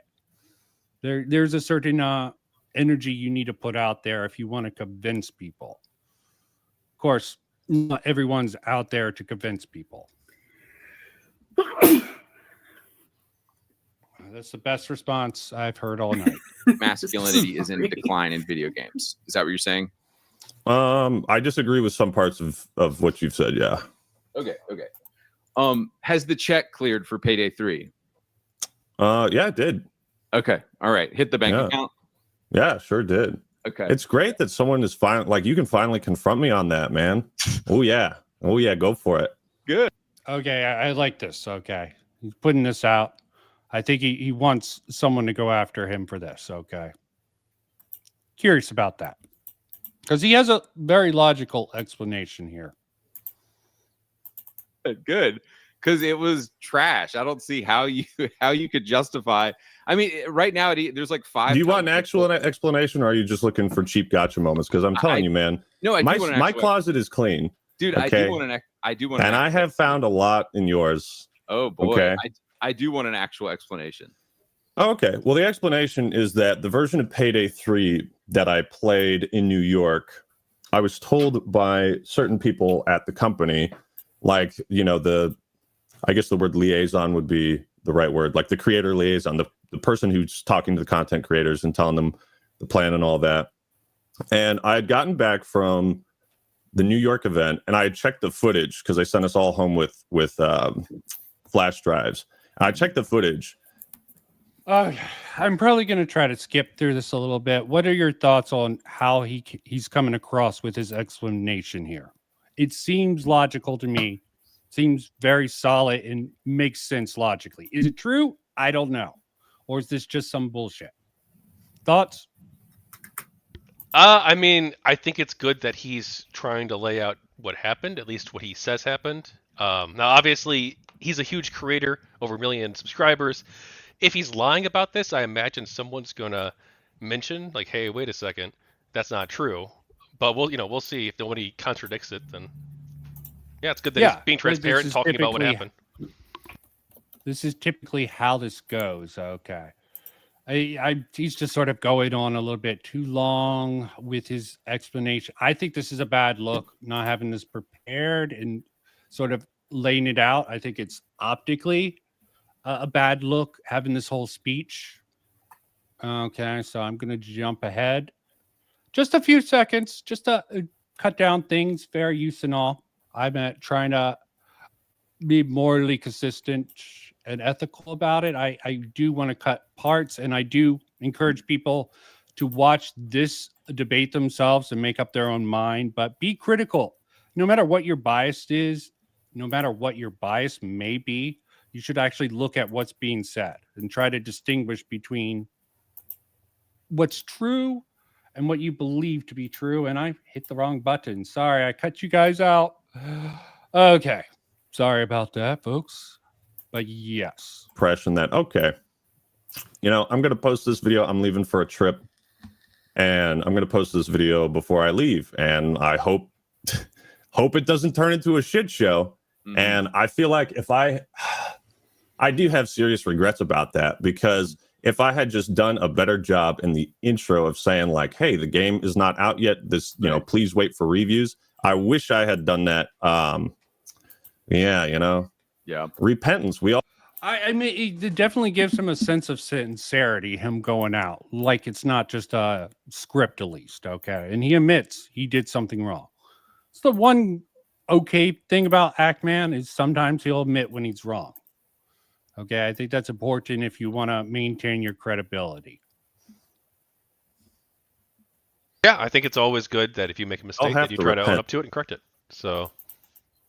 Yeah, there's not much more to say on that. It just is smart optically, and as someone who's trying to be for the consumer gamers, and no, that it's just optics is definitely important within content creation. Okay, and credibilities should be important. Okay. I wish it was consistency was a little bit more within the people who want to fight against these people coming in, because I do agree. There are people trying to come into the games industry now that it's growing and trying to make their sort of grand entrance. But when some of these people come in with some of the more meme-like arguments, I have problems with that, when arguments aren't based on facts or even logic in some cases. But that's probably just a me problem, right? No, I mean, I agree. For our mistakes. I agree with you there. I think that not much to disagree with that. Sorry. Go ahead. Yeah, I was just going to go forward. And ask for forgiveness. Yeah. You're a religious man, aren't you? I am, and I appreciate that because several people had brought that up to me, and it's good for you to hear an explanation for it. I mean, that's the simpler explanation is that maybe it was a miscommunication from this guy. Maybe he was told something by someone higher up, and he relayed that to me, like, oh yeah, don't worry, it's a newer build, and so, like, these people had. This is definitely an unfair tactic from the Ackman. AndyPants was going on with what he was going to go on, which seemed to be a little bit of admiration, a little bit of a starstruck that Ackman came on. He should have been prepared for this a little bit better. But he sort of Ackman sort of stepped on whatever point Andy might have actually had here. Interesting little tactic I'd just like to point out rhetorically. Even if I am more on Ackman's side in this sort of discussion they're having. Ugh. The event was professional, everything except like the small technical difficulties. I hadn't ever really done like pre-release reviews, and Halo Wars 2 and Payday 3 are the only two events where I think I've been actually invited out to. Mm-hmm. I talk a lot of shit, so if you want to accuse me of he does a lot of baiting online also. Things. Did you? So you truly liked Black Ops 6? You truly like the new Call of Duty game? Because that feels like we're waiting for the check to clear from Activision as well. See, the funny thing is that parts of your audience don't know that you're joking. No, I'm not joking, brother. I swear to God. I hear you laughing. Like, I'm not impressed by this part of the debate. It just seems like I don't know how to describe. Anyone else getting that vibe? That Nothing of value. Yeah, this is just fluff, okay. I mean, that you're going to have these things. They're taking these little moments are sort of jabs at each other. He's calling the Act Man a corporate shill. Act Man used this whole speech explaining about the bad takes he has. He has explanations that seem to make sense. I could probably pick apart the logic if I really wanted to, but that's sort of the debate brain thing that I would rather not fall into. I'd rather just point out genuine things that I see with it. I'm saying this right now. Are you going to call me out for that? Okay, genuine things. I like to joke. Okay. No, I was just saying, if I wasn't watching this with you, I would have turned this off. Like, this is like this conversation isn't really going anywhere with them. They're just kind of like. I really should have made a lot more. It does pick up a little bit later on, but yeah, it does. And there's definitely conversations that I think are missed here. Like, if the Act Man is so like if he's so like, oh yeah, you're wrong, dude. It's like, okay, well then give him like 20 examples of masculine characters in modern day. Why are you like, why are you stalling? Well, he did give a few. He did give a Space Marine, and okay, but give me like 20 of them. Like prove to me that this generation is the best generation, like people say it is sometimes. You know, but whatever. Yeah, I mean, I hate this almost post-truth future we're living in. I don't know if people are being serious or if they're just joking or memeing. Okay, and yeah, I can understand. I get into that a little bit. I'm willing to. I try to compensate with that by being able to clarify any of my particular opinions when I get a little bit jokey. Try to let that cover it, but first impressions sometimes just turn people off, and humor is subjective. Okay. And yeah, jumped a little bit ahead, and I'm sorry that I didn't do a better job of marking some of these places apart. This was satire at first, what you were doing. I thought you were making fun of video game critique. Video game. Sorry, go ahead. Yeah, just because I'm chuckling doesn't mean this is a joke. I 100% think the game is trash, and you honestly, legitimately think I'm being paid by Activision, dude. I do wonder if it's secondhand. You're a smart guy. You're not retarded. Let's not insult both of our intelligences here, okay? If you genuinely think I'm being paid by Activision, you have never watched a single Call of Duty video I've made. You're still talking about the game though, so I'm trying to piece a lot of these things together, like why. And you're doing a really bad job of it. Why by the you way. don't talk about woke stuff? Why you there's certain rakes. Okay, good questions. Sort of bounce off on. I don't want to cover too much without not being additive. Yeah, I've heard. I did research. I got other people's opinions, and they seem to make sense. He doesn't want to talk about the woke stuff because not everyone's into the culture war. They think it's a distraction. I even agree. I'm finding as I'm getting older and learning more about this stuff, I agree partially with Mr. Mediker on this, okay? Maybe it's just my particular take on that. Any thoughts on that particular, the woke stuff? Yeah, I kind of agree. I'm even tired of hearing about it all the time. You know, like that's why I fell off Synthetic Man. Like I think like a year ago, because it's like I can't watch a channel where that's his whole identity is like, look at this woke thing, look at this. It's like that you're not helping anything. Like it doesn't. Who cares? Like I don't mind if someone talks about it sometimes, but when it's like your whole thing, I hate it. Yeah. I don't know. Yeah, No, I agree. I agree. Yeah, it seems like a really weak thing, and it just makes you sound like you're not genuinely want politics out of it. You just don't want certain politics in it. Like the masculinity thing, depending on how you frame it, you could have a very traditional view on masculinity and sort of trying to oppose that as a standard, as an industry standard, when there's a vast amount of people. And there is a good sort of discussion to have that more left-leaning people are more creative, so they're more likely to go into video game development. I don't see how that is really their problem, that they're putting their sensibilities in it. Well, especially since they still go on. I do wonder too, and I don't work in the industry, at least not in any like traditional sense, but I do wonder how much there is a culture that is very much that. Yes, of course, obviously creative types tend to be more liberal. That's a pretty known thing, liberal or progressive. But it's also, I wonder how much too from like the Gamergate days when you saw game developers being attacked, like you saw Tim Sray getting attacked, for instance, and many others as well, including the Hogwarts Legacy developer Troy Levitt, for instance. When you did see these people getting attacked for basically not even having conservative views, but like either having more like liberal views or supporting Gamergate, things like this. I wonder how many people in the industry got either pushed into silence or pushed out of the industry, basically, or pushed out of the Overton window because of this, and that this could have had like a chilling effect too on who works in the industry as well. I don't know if that's the case, to be clear, but like it's not entirely without merit, perhaps.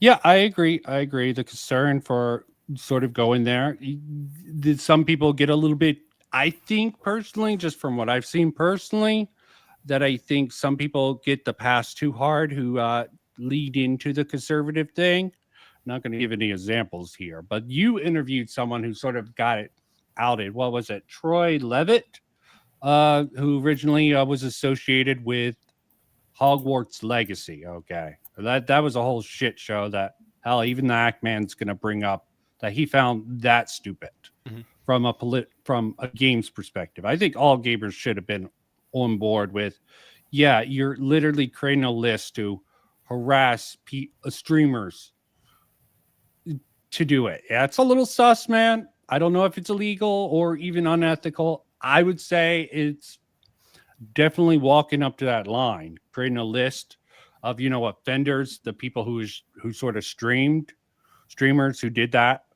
and even Hassan Piker, he at least acted like he wanted to play the game, but he's like, I don't want to get bullied by my own audience for playing the game. That's how I sort of read his sort of response. And it wasn't just the yes, of course, the harassment of the streamers was bad. I disavow that, but it also too, Wired reviewed the game and gave it a 1 out of 10 because they didn't like J.K. Rowling. They disagreed with her politics on the trans stuff, and so they gave the game a 1 out of 10 because of that. And then also too, you had many articles coming out attacking Troy Levitt basically considering him like a moral monster in the games press because of his support for Gamergate and because of some of the things he said on his YouTube channel that they disagree with, some of his takes. He wasn't even hard support. He just understood. I'm sorry, he is neutral. Yeah, he is neutral on Gamergate. He identifies as neutral, but he was sympathetic. Yes, he was sorry. Yeah, I just wanted to make sure to clarify. No, thank you. Yes, you're right. Gamergate, but he can completely, from what I understand, he definitely is sympathetic towards Gamergate, and basically because of how he was treated. Okay.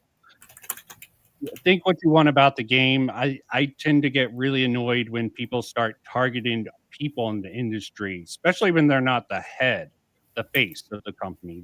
It just seems weird, okay? Going after individuals who have small little parts within the greater thing and making them seem like the trend when it's almost like cherry picking, okay? I find that to be deceptive. Maybe some people can be like, yeah, look at where the industry is. Of course, we're going to point out these obvious examples. I can understand that logic, but the other logic, sorry. Well, how do you think about that? Because obviously, to some extent, if you're in the games industry, depending like what role you're in, I guess, but like a lot of these people are public figures, and a lot of them are very active on social media. A big part of being a game developer seems to be that, for a lot of people, at least for the indie scene, seems to be having networking with people on social media and building, interacting with your fans and your audience, and also other developers, marketing people, games journalists, content creators, etc. And how much, like, if somebody says or does something that's like genuinely wrong, like if they do something that's like genuinely unethical, I think like criticizing them for that is fine. But I also think, or if they even like say something that's like pretty crazy and like, okay, like, I want to disagree with you, not try to destroy their lives or cancel them or anything, but just like, but hey, look, let's have a conversation, let's talk about that. And I think that that's all perfectly fine and probably good to some extent, like especially if you're talking about people who are engaging in unethical conduct, to have those conversations.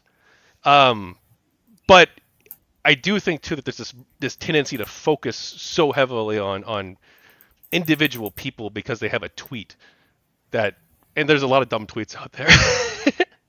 I don't know. There is. I've even made plenty. I'm sure I've made plenty. I won't admit to any of them. Well, I'll admit to like one or two of them.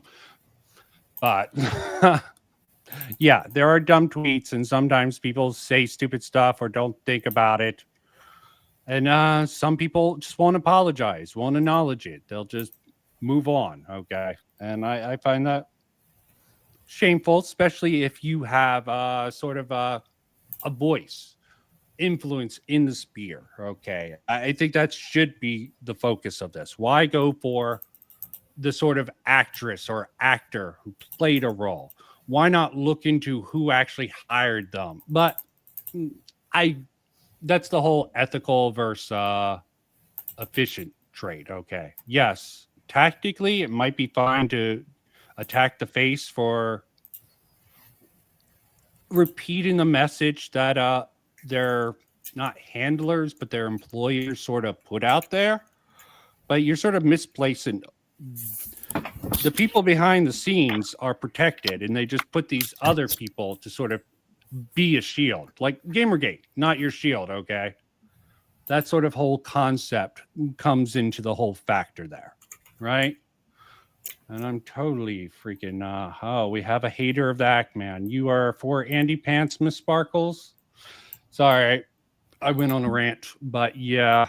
Act Man, I have problems. I think some people give him too much shit. Like, a lot of people give him shit about his Diablo 4 take, but I've sort of opted out after Diablo 3. That was my preference. Diablo 3 just wasn't for me, so I'm not very excited about Diablo 4. So I don't know about Act Man's coverage. The fans are crazy. Fans are cray-cray sometimes, okay? Sometimes they're justified with their craziness, their crazy takes. Sometimes it just seems really misplaced. That you avoid stepping on. And I wonder if it's to be more palatable to your corporate handlers. Okay, all right. I knew you were going to deny that, so it's fine. What? Here's my other question. No. Yeah, why would he not deny it? Do you have any solid evidence? I hated his whole video. I'm like, just because he's not talking about it, because he doesn't focus on. It's like, it seems to be a push to get normies and more moderate people to take a stand. And I always find that a little bit weird. Maybe they are shills, okay? If they're shills, follow the money, okay? Find evidence of it. Not just, oh, they don't see this or this. Yeah, maybe they have a different perspective.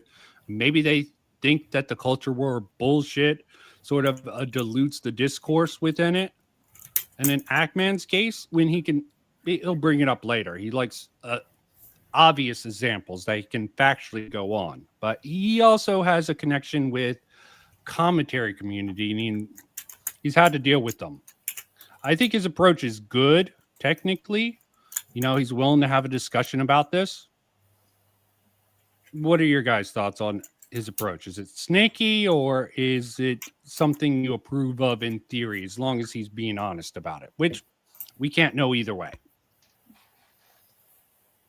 Well, I don't know what his approach is with the commentary community. I don't really know Actman or Andy, so I mean, I think it's better to engage. As a content creator myself, like if I were ever involved in some sort of drama for some reason, I'd probably be very open and transparent. And I would like just be like, hey, fuck it, you want to come on and talk about it? I'd go a few hours with whatever commentary streamer, generally speaking, unless it was like someone who's like obviously being very very bad faith or something, right? But even then, I'd probably do it. I see. I generally just don't go down the racist, transphobic, because the sort of the way to prove that is just too. I don't want to prove that. Okay, I don't need to prove that. You can prove other things like focusing on this woke stuff. Sometimes, a lot of the time, in my opinion, distracts from real issues I see in the gaming industry and in video games. Okay, it's like a misdirection. Like you have all these people saying it's this, and this. It's the ideology. Yeah, I think the ideology's cringe. I think there's some places like with the whole Elden Ring. I don't know if anyone remembered the Elden Ring. The woman talking about accessibility, and a couple of commentators sort of gave her shit for it. It gained traction on at least. I do think though. I do. Maybe you'll disagree with me, Vincent. I don't know if you will, Anna. But I do think that like not liking the woke stuff, quote unquote. I think that's like a valid consumer preference. So yeah, okay. I don't think you should force people to also call out the woke stuff if they're fine with it. Okay. Yeah, true. I do see a push to try to be like pressure them socially, like with the Actman. He actually asked about Sweet Baby Inc. He's like, I've been hearing about Sweet Baby Inc. You know what when I looked into the X stuff, what happened? Everyone was like, apologized as. I'm like, why? Okay. Has had an unhinged rant. Okay. It made him look like a lunatic. That is a bad look. That was just a bad look. And he just moved past the goalpost and had all his friends defend him. It was the first time I'm like, oh my God, these guys are acting like social justice warriors. And I can't shake that since then. They don't care about the initial post. Because I think the sort of pronouns, yeah, I could understand being bothered by them. And even the sort of, I'm also a big sci-fi guy. And as his take on the freaking female clone of the male guy just completely blew my mind. No, this is not a trans allegory. Why are you trying to make this incredible case? This is very common in science fiction. Have you not watched science? Oh, you watched Doctor Who. This happened in Doctor Who. The doctor put his hand in the machine and bam, pretty much his DNA was recombined and came out as a female. Okay. You didn't have a problem with that. And I can understand that the culture, I've talked to a lot of people about that during the time, and I can understand how the culture can make you overreact to that. And even as a content creator, why you might overplay it, but you should just own it. You should have just owned it. Be like, yeah, I had a rant. I was trying to be a little bit funny. I think there's some legitimate concerns with that, but he just got ass mad and had all his friends treat it like, yeah, it's everyone else who's the problem. I'm like, dude, just say it was a cringe moment. You were exaggerating for comedy appeal, and because this is part of the problem. Am I rambling too much with this, or am I getting across a little my bit? idea? We gotta power through this bad boy, okay?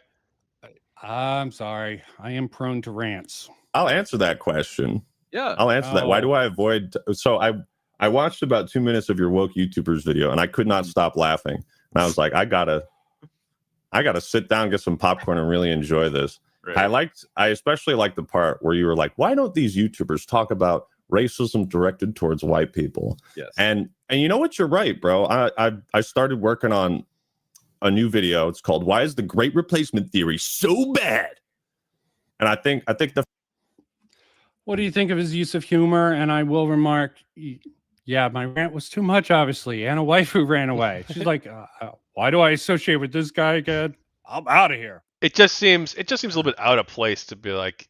But I think what's interesting, and we'll get to this in a minute probably, but when they have the discussion about Concord and the lack of white characters, I think that's something I want to touch upon. Okay, we'll just move through. As I said, hell, there's a good reason I call myself a mad scientist of YouTube. Sometimes madman with the YouTube channel. The fans are gonna love it. We're just hard pivoting to political content on my main channel. I'm all in. I'm like you, man. I'm all in. Dude, I get it. You want to protect your money, you want to protect your cash, and the way you do that is by playing both sides. I am true to myself, Andy. I want to protect my money too. I get it. I know, at the cost of your own soul, man. You are sacrificing something that when you go up to the man upstairs, he's gonna know what you're doing. I know what you're doing. I've gone through your history. Okay, you finding this sort of a line of pivot? I would consider it a pivot of a sort. I understand where the Act-Man's coming from. Do you not knowing much about Act-Man understand this? I don't. Tachyon? So if he's like, are either of them like? I know they talk about religion later on, but like either of them like make religion a big part of their identity online? I think AndyPants has brought it up before as sort of it's fair though, sort I of guess. But like it's okay. But it's also like Okay, I don't know. I don't personally find the religious stuff to be like convincing, but I'm also an agnostic, so. Well, I've criticized John F. Trent of That Part Place a lot, but that's because I find post-liberalism and sort of quoting the Catholic Church a little bit weird in his articles to support. That's it. I'm not going to dwell on that. I have all the archives. I have the community posts you deleted yesterday about us. You're so bad at deleting things and hiding things from your audience, bro. I have it all. Okay. Are you familiar with poker terminology? And I want to see all of it, and I want to see all of the ammo that you have on me. All right. Well, I mean, you're in a position where the leopards might come to eat your face. Oh, I can't wait. When your audience sees the things you've tried to hide from them, go for it. They will turn on you. Some of them will. Tell us what I've hidden from my audience. Go for it. All right. Well, we could start off live. Oh, pulling the stuff up. Okay. Putting AndyPants on the defense. Okay. I mean, I agree. He just keeps putting stuff out that is just common belief. Like he's a shill. He gets paid by activism. There's really no proof of it. And it's a little bit lame to try to bring it up as standards of evidence. I think for something like Johnny Depp trial, I really hate getting political, but this is the best example about that. Evidence is the best way to sort of sunlight is the best disinfectant, I think. And using evidence to prove points, I think, is just much stronger than just going off of weird ass, what I consider conspiracy theories sometimes. You can say how, you know what I mean about that? The sort of burden of proof, I think, is something. Yeah. Well, one thing that's so interesting too is how much like people like to live in vagaries.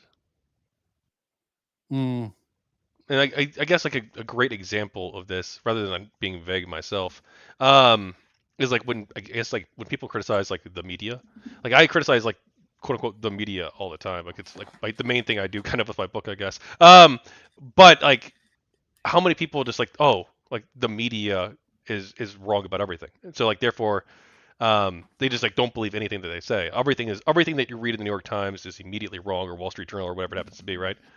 And like that's how they it's a operate in the reactionary world. position. Right. But like that's everything now. Everything's reactionary. It feels like so many people on both sides just have that mindset where they just. I think it's more prevalent among conservatives actually right now. I think that it really is, where there's this, which isn't to say it doesn't happen on the left too. I'm sure it absolutely does. But or like the far left. Yeah, I think too, like the pro Gaza people, like not pro Gaza, but pro Hamas people. We demonstrate that too. Yeah. Oh God, that's definitely a breaking point. That's bad for anyone who's leftist out there. Bad optics, bad tactics. Yeah, it's I hate doing the sort of isms, but it definitely seems very anti-Semitic what the leftists are doing with their sort of strong stance against Israel. Okay, I think people who have more of a moderate stance, like Ethan Klein, as much as he annoys me overall, especially with him throwing Jordan Peterson under the bus and a whole bunch of other things, the more moderate position there makes you seem. But there's some leftists who are probably being exaggerated in the media because, as you said, the media has its narrative that it goes along with. And I need to check into how reliable ground news is. I've been seeing a lot of people promote it. I like the idea of having a place you can go to see people's biases. Hell, there's even a book which is a sci-fi book where the journalist tends to sort of, on their journalist license, they put their biases. It seems really transparency. I'll always advocate for transparency. Okay. I can understand some arguments for why some things need to be kept secret until it's revealed, like video game consoles. You don't want to reveal too soon. But a lot of the time, a lot of the sort of things we don't know almost breeds people creating conspiracy theories like that. Would you agree with that? Well, I'm all for it almost feels like transparency in victim most. blaming. Yeah, I'm all for transparency in pretty much almost everything, to the extent that you can. There's like some reasonable carve outs you can have. So people obviously desire privacy to an extent in their personal lives. Yes. Yeah, but like obviously I don't support journalists having to get like a card. I think journalism is an action that people can perform. Like to some extent, you could argue that we're doing an active journalism right now during this stream. Yeah, you could. I mean, I try to be honest. Sometimes I take things, I make some jokes. That might be, yeah, phrasing. Okay. I had a whole fucking panel on good faith criticism and shit like that. It's really hard to balance entertainment with actually being honest sometimes. So there are ways to sort of rectify that. I think stating your bias and being honest with your bias is a good way to do it. Same with transparency. Let the public know everything you can within reason for your own safety in reality. So conspiracy theories, which might not be a conspiracy theory in this case, just Andy Pants sort of I haven't seen him make any really factually backed sort of claims about Ackman, Skill Up, and other people he talked about in that one video. But let's move on from there because the debate is the thing. But you're a huge fan of Starfield, aren't you? At one point, I was a big fan of Starfield, and I have I'm glad you brought that up because I actually get in fights with my own audience sometimes because sometimes there's aspects of Starfield that I will justify, and I was a big fan of Starfield at one point, and over time, as I've played the game more, I've played it more, and I've realized that, I had so if you're talking about my pro Starfield Xbox video that I made at one point. Oh, I'm talking about that and the hundreds of community posts sucking it off. You want to talk about corporate chilling, man? Go down to Andy's Xbox channel and look at all the undeleted community posts he has sucking off Starfield. Dude, go check. No, absolutely. If you want to accuse me of being a corporate chill, bro, we can play that game. I just like the game. I like the game. I wasn't paid off. I wasn't paid off by Activision the way you are. They pay you. I actually like this. I was unsure of this. I do like where the Ackman's going. I think it's a little bit bad faithy. I think the Ackman was harder on. It is an interesting approach. What do you think about this particular line? I think the current discussion is basically a waste of time. But I understand. Do you have a timestamp you want to jump to? No. I feel like the current discussion with them two right now, where they're like, "Oh, no, you're the shill. No, you're the shill." I think that's not really super productive. I understand what he's trying to do here, but the thing is, like, they're video games. They're all consumer products essentially. At the end of the day, They can be beautiful works of art too. That's not mutually exclusive. But yeah, like if you're a fan of something, you're going to talk about that, write about that, and probably praise it too. Like if you genuinely enjoy the game, like I don't think there's anything wrong with that. Now, if somebody is getting paid, obviously they should disclose that. But if there's genuine fans, like who cares? Like how can you distinguish those just by looking? Unless there's like very specific key things. Like if they're like talking about how, oh boy, I can't wait for the new DLC that comes out on December 13th, and they bring that up like 15 times. It's like, that's a little bit weird, right? But that's legally supposed to be disclosed anyway if they're doing that. So Yeah, there's legal arguments and ethical arguments, and I find Starfield an interesting case study for myself because they just switched to being exclusive for Xbox. Oh, did they? And the sort of at the time of release, yeah, it was going to be. I think it was the flagship game to do the Xbox Game Pass. We got an exclusive. We got Sony. We bought Bethesda, and we got the exclusive on Game Pass. Okay, a selling point. So Sony people considered Sony ponies, sort of going after it. Was an interesting angle. You're going to have that fandom who are blindly devoted to PlayStation and try to find ways, which the console wars. You have the anti-Bethesda people who I've covered. I continuously cover them because I find them interesting. The interplay versus Bethesda people that I don't want to go into details. And of course, you have the sort of anti-woke versus the woke people. I consider it a trifecta, and I found it to be an interesting case study.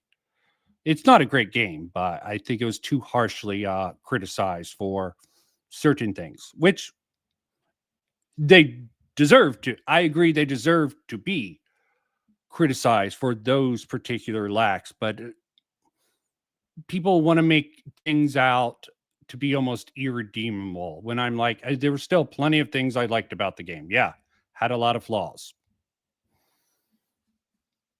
And yeah, I went off on one of my random tangents and lost. Hey, it's your stream, man. Hey, use $5 for each of those community posts, bro. No, go for it. Everybody can go look at it. Go Look, look at it right now. you're faking this confidence, and I've seen through it. Yeah, this is just a bluster game, taking shots at each other. You're the shill. No, you're the shill.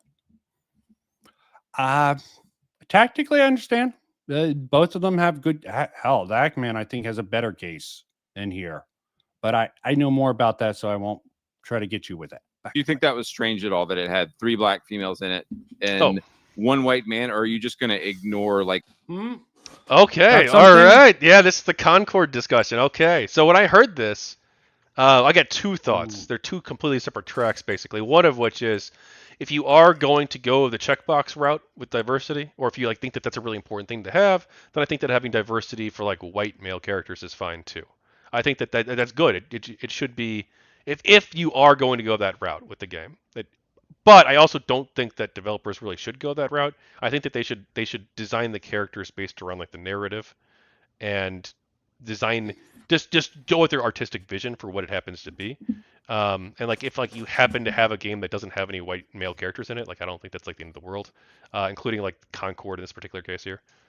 But also if you watch the trailer, my uncle actually had this thought. He told me, we were talking about the game, the trailer for Concord. The guy, the green alien is like kind of coded as like a white character, how they talk and stuff. You think so? Interesting. That's what he thought. That's what he thought. Yeah, that was coded as like a white male. But also I don't. What is your? I don't want to get into details, but what do you think your uncle's biased is? Moderate, left, right? Like anti-Trump conservative, I guess, or like libertarian, more libertarian, really. Okay, but it would figure he would have that take. Okay, because as I said, knowing the bias of a particular person is always helpful, I think, in understanding both their strengths and weaknesses and where their perspective is coming from. It's more for if you are trying to call someone disingenuous, like do you know this guy? Do you know what preferences they have, how they're speaking?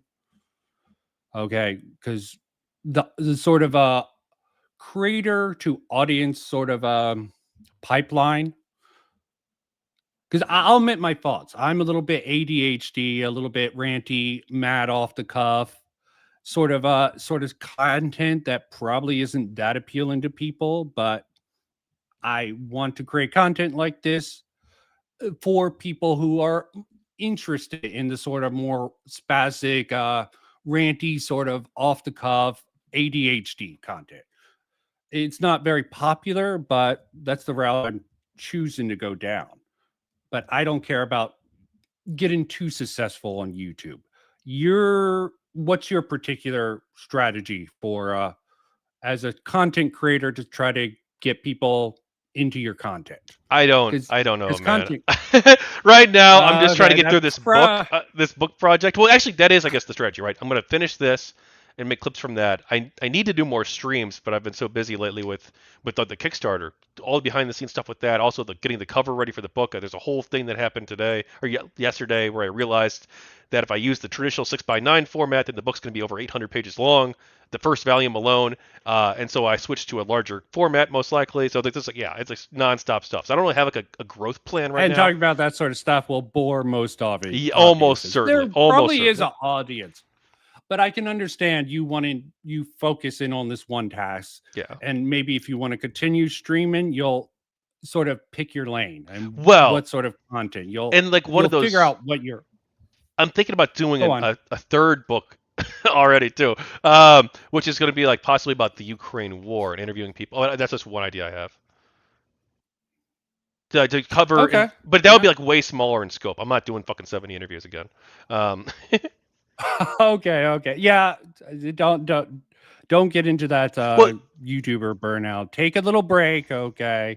Come back to it fresh and try to build yourself up. That would be my suggestion. I don't follow my own advice because I like a flexibility, okay? Some people are min-maxers who go for the high sub count. I use D&D terms, and some people want to be murder hobos. I'm not that level. Okay, I'm more than just a random wacky guy in your D&D campaign.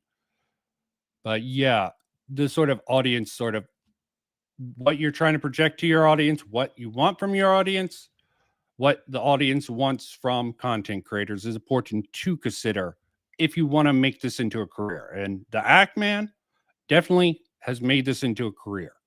And he flipped out when he got demonetized because he made some edgy jokes on X YouTube. AndyPants, he switched from being pretty much sucking off Xbox. At least this is how it's portrayed by the Act Man and a lot of people. That could be incorrect. Seems correct from this.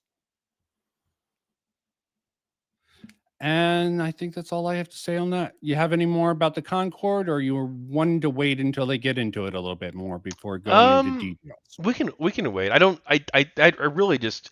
What do you think of that? What do you think of the idea that there's not a white male character in Concord? Oh, there is. And a lot of people who covered this, there's at least one white male character, maybe two, and he sort of covered it up with his graphics. So a lot of people saw that as dishonest. And I can't argue against that, okay? You're saying literally there's no white male characters, but your little graphic on your video for people who aren't going to play the game are just going to believe that to be true. And if someone's like, no, there's like one or two, they'll be like, is that enough? That's sort of like moving the goalpost. Oh, okay? wait, Tio. Yeah, there is. So he was wrong about that. Yeah, it makes him come off as dishonest and just trying to fuck with it. And if he gets, I don't know if the Act Man really nails him down on this, but I'm pretty sure he'll be like, well, one white male, two white males, what does that matter? Everyone else is everything else. I hate that sort of logic. Like, yeah, just be honest. There's one white male or two white males. I forget. One I think is questionably white or maybe feminine. Yeah, I'm getting distracted. Yeah, someone in my chat too says this is the hard-hitting stuff. Oh, someone in my chat says it's more having 3 black women was odd. I don't think that's odd. Make the characters you think look cool. Make the character designs that you think are gonna be awesome. Yeah. And if you do value diversity, they do have a white male character too. So I think it's all fine. As I said, I watched a video, I think yesterday, Concord, Death of the Game. and he went into this whole thing, be like, these characters, he went over it like, yeah, there's not much story to this, so not much context for these characters. And these characters, he had this whole sort of scene where he's like, character design, you should be able to tell their personality just from their outline. No color, just a shadow. He's like comparing the characters from Overwatch and comparing the characters from freaking Concord. And I'm like, yeah, I can see what you're saying with this. This makes a lot of sense. You're visually presenting it, a very solid, consistent argument. And it wasn't even going off on the fact that there's 3 black women. It's just saying these people are fucking stupid in their design aspect in so many different ways. Just lumping it up to being a woke problem is sort of missing the greater point of people who are serious about game design, game development, and how games should be made, at least in YouTube and Xperia. Sort of. And off on another tangent. Bro. Off to see. No, it's just a question. Can you I'm just asking questions. I was more distracted by how unappealing all of the character designs were. Imagine, see, the thing about you, Andy, is that I've seen older videos of you. Yeah. I've seen things, and you are capable of having good, nuanced, well thought out takes. Ooh, what you're hard pivoting to right now is built on a foundation of lies and hatred. Okay. And you're pivoting to this. See, I don't like this, but it's a personal preference, a tactical preference. Calling it hatred, maybe it's correct. Anti-fans, okay. I agree. The certain points come across as lies, and optically, tactically, fucking mind-bogglingly stupid to me. Telling your own audience lies just because they want to hear someone rip into something. People will justify, it's not technically a lie. Yeah, you just don't want to give your opposition, which in this case would be someone like the Act Man or leftists, that ammo. Yeah, they literally lied here. Would that be more of a legal or sort of a... Because I've heard it's in the spirit. It's correct in spirit. It's technically incorrect and technically a lie. But, artistic licensing, why not give the other side the artistic licensing sort of thing? Because they're the big corporate overlords. And again, Ranty, I'll give you a chance if you want to say anything about that. I got nothing right now. Sorry. We could do 1.5 speed. Yeah. Sorry. I just have to go to bed. I have to work tomorrow morning. I know. I always go off on these weird tangents. I know it's a problem. Okay. I hope someone enjoys it. It's good towards what? Towards anyone that's gay, all the LGBTQ community. Did you say that you're a Christian earlier? I would not say I am a Christian. I'm not like a practicing Christian, but I do at times talk to friends, and what would it be like? Not necessarily practicing Christianity, but you talk to your friends and you understand. Act-Man, this is what people say online. You have no integrity. This is what we're talking about. What? You have that zero I'm not integrity. a Christian? Because you're trying to play both sides to make money on your YouTube channel. You have wait, zero hold up. integrity. You just asked me if I was a Christian. Where were you going with that? I did. What does that? Yeah, what people online say, I really hate that fucking logic. Getting behind the bandwagon approach. What's true, I think, is important to point out. Okay. Just because people say something doesn't make it true. Okay. It's like that meme. What opinion would you have against this whole fucking crowd? If it was a fucking lie that the whole fucking crowd was sort of chanting, I would be like, yeah, that's bullshit. That's me, though. Well, it's gonna be interesting when Actman brings up Andy's past I have comments. to do with my integrity. Only people. Yeah, sorry. Well, but do you stand on are you a Christian or not? And do you stand on those values? No, I'm not a practicing Christian. Okay. No, I don't go to church. Okay. All right. Why do you ask? What's the purpose of that? Well, no, you just started, it's. Do you think I'm like, I'm a big fan of the 9th commandment. I'm sure you're familiar with it. What is that? Coveting? No. It's funny. My other buddy said it. Thou shalt not bear false witness against thy neighbor. I'm a big fan of that one. Oh, okay. Did I lie somewhere? You've done a lot of lying, buddy. Okay, where did I lie? This should be good.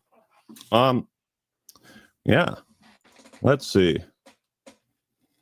We have a funny quote from you. Let's see if I can.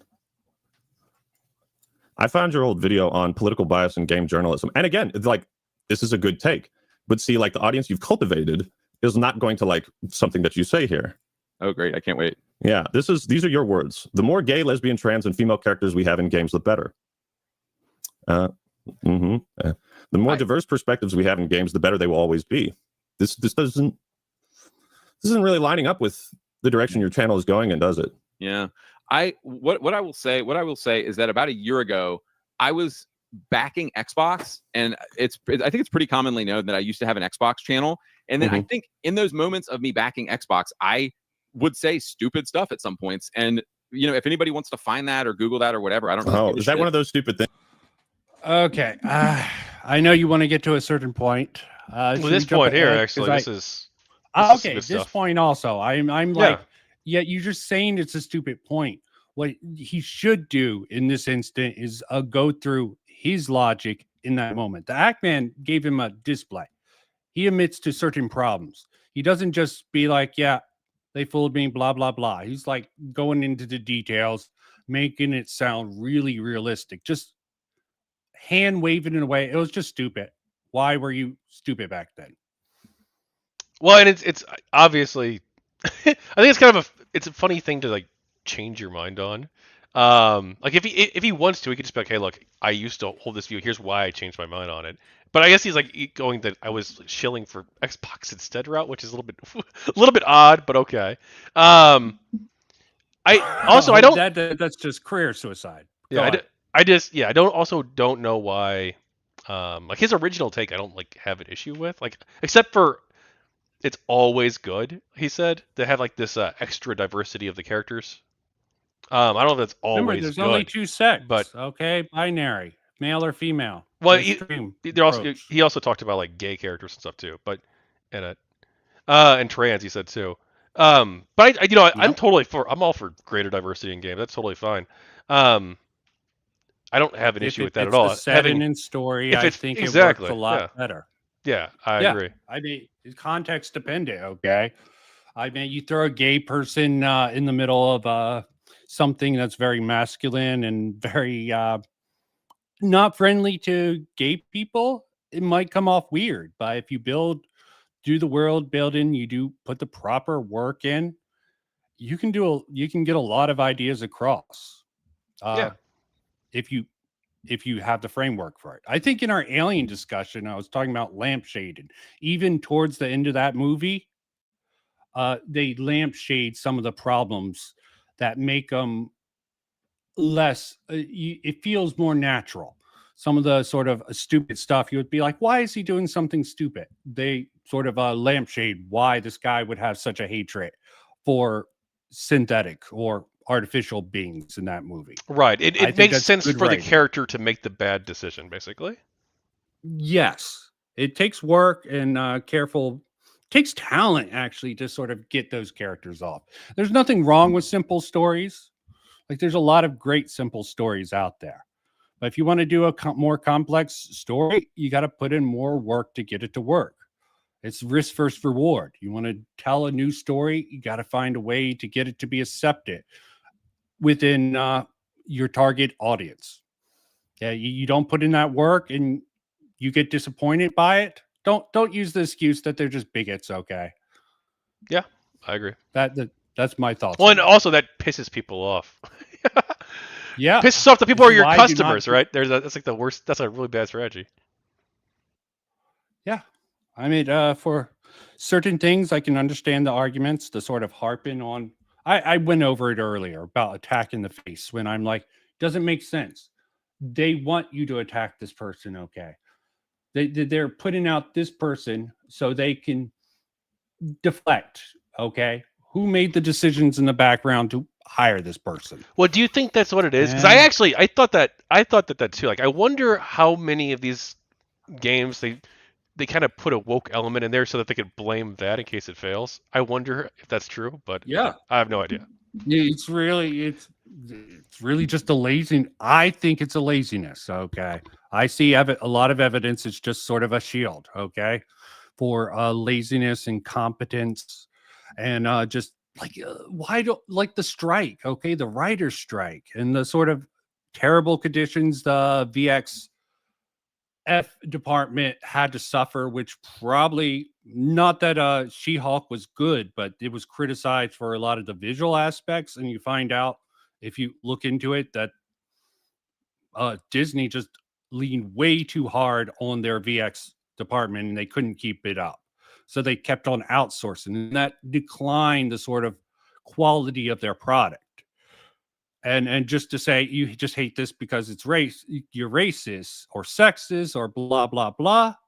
Yeah, there might be some people out there like that, but you shouldn't lump everyone together like that. Okay, there will be some people like that. Distinguish that from people with more legitimate criticism who might bring that stuff up but doesn't focus on it. That's my thought process behind that. Yeah, and yeah, there are people out there who are racist. I mean, like I guess like the people at Disney who who shrunk Finn on the posters.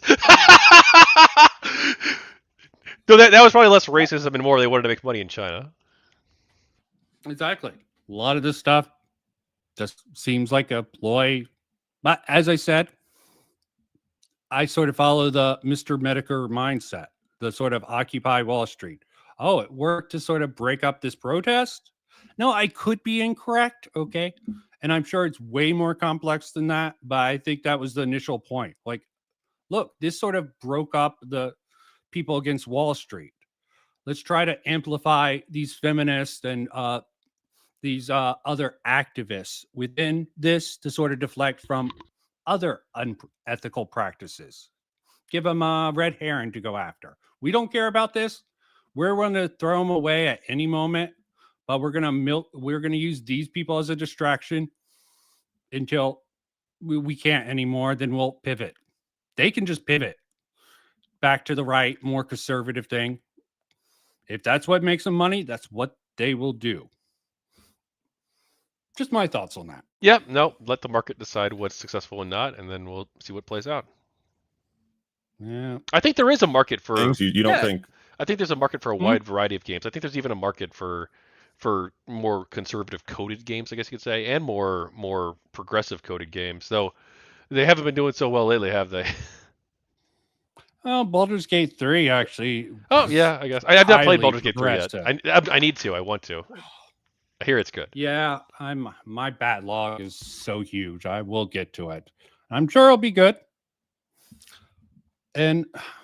But they put the work in. Okay, I just think a lot of people. There's a lot of problems in the gaming. The sort of a woke mind virus is just a small fraction that I think is overblown by certain people who. Sometimes they'll be convinced by other people that this is the real problem because it's a simple solution. Okay. Real problems tend to be very complex and multifaceted. Yes, the sort of a progressive element, the activists within the industry, yes, a problem. Is it the majority of the problem? In my opinion, no. Okay, they're a small problem that get used to sort of run cover for the other unethical problems. Yeah, I think it's. So you completely 180 that? It's I think an overblown issue. But I do think that there are legitimate questions, especially with some of the censorship stuff with localization. Especially we saw that more, I think, in the past. I'm not sure how common that is now in the year 2024, but there definitely is, I think, a mindset among some of these localizers that they need to change quote unquote like offensive elements out of Japanese games when they bring them over to the West. And like you saw, like there was a backlash against Stellar Blade, for instance. Like I think some of the stuff is not good for the industry to have. I think it does. Yeah, create like with a that bit of a whole chilling effect. censorship angle, yeah, they try to keep it censor free. Okay, Dev actually has an interesting theory that is plausible. It's a plausible. Oh theory yes, for the censorship thing. yes, not Stellar Blade censorship specifically, because I think the dev's theory is plausible on that. Yeah, but like censorship, that like particular case. Fire Emblem, for instance, Fire Emblem Fates, for instance, was widely censored in Tokyo Mirage Sessions, and there were some other games as well. I think Valkyrie Drive Bakuni, I think, was as well. Yeah, it's just about playing it. I think it's just about playing it safe, like the A type, B type body. Okay, that just is from soft or people who do that, just trying to play it safe. Okay, that's what most companies will do, and I can understand the mindset of harping on these companies to do it, but it sort of degrades it when you can just replace the A and B type body with male and female, and they match up perfectly. It's just a different name. Okay, I understand the concern with it, but I think it's overblown again. So yes, it was stupid. And so what I think you need to understand is that I formerly had an Xbox channel, and when you're going down that logic of like, oh, I have to support everything Xbox does, you start to say stupid stuff, and you grow and you become a better person, and you move on from that. And so, are you becoming a better person though? I am. You think so? I am. Yeah. Yeah. I should pay more attention to chat. Another example: One Piece World Seeker. You can play on PC or live in the US. There's an island you can't land on. That's weird. I would like to know the context for it. So send that to me or chat it, man. That is an interesting case. Yeah. Sorry for do you want to go ahead and call me homophobic now or later? You said that twice. Like, is that your? No, go ahead. Well, yeah. I'm ready. I'm ready. Is this your fetish? Are you into that? You into the humiliation? Yeah, he's going after you for being a shill, a grifter, just someone who's just going along with the trend. He saw your previous content. He saw you flop. And you just going after him this way with a sort of a joke. It's rather lame. It's a really lame comeback. I'm sure you don't disagree. Well, yeah, I feel like a lot of this conversation, especially at the start. I think later it gets better, but they're just really hostile to each other for basically no reason. Oh, I understand the reason. This is just a fucking cat's paws. Okay. You saw the debate, the trap I walked into with that was supposed to be a debate with ethics versus efficiency. I knew it was a trap. I knew it wasn't going to be what it seems, but I wanted to know how it'd go. And that was an interesting experience. That was worth doing at least once, probably more than once. See how much I can improve going into another trap. It's always good jumping. You like that?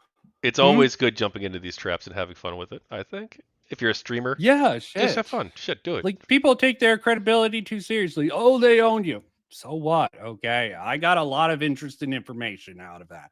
Okay, sometimes you can learn more. My personal belief: sometimes you can learn more about someone if you just let them do what naturally comes to them, and even enable them. Okay, to do some certain things. But that's my thoughts on that.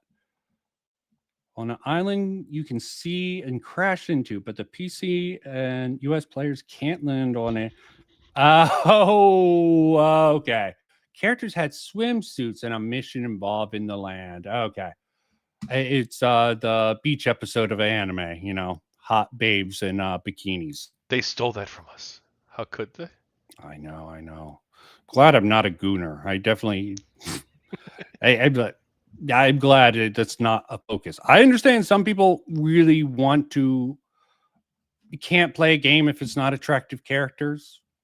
And some people have a tough time playing games that are capped at 30 frames per second.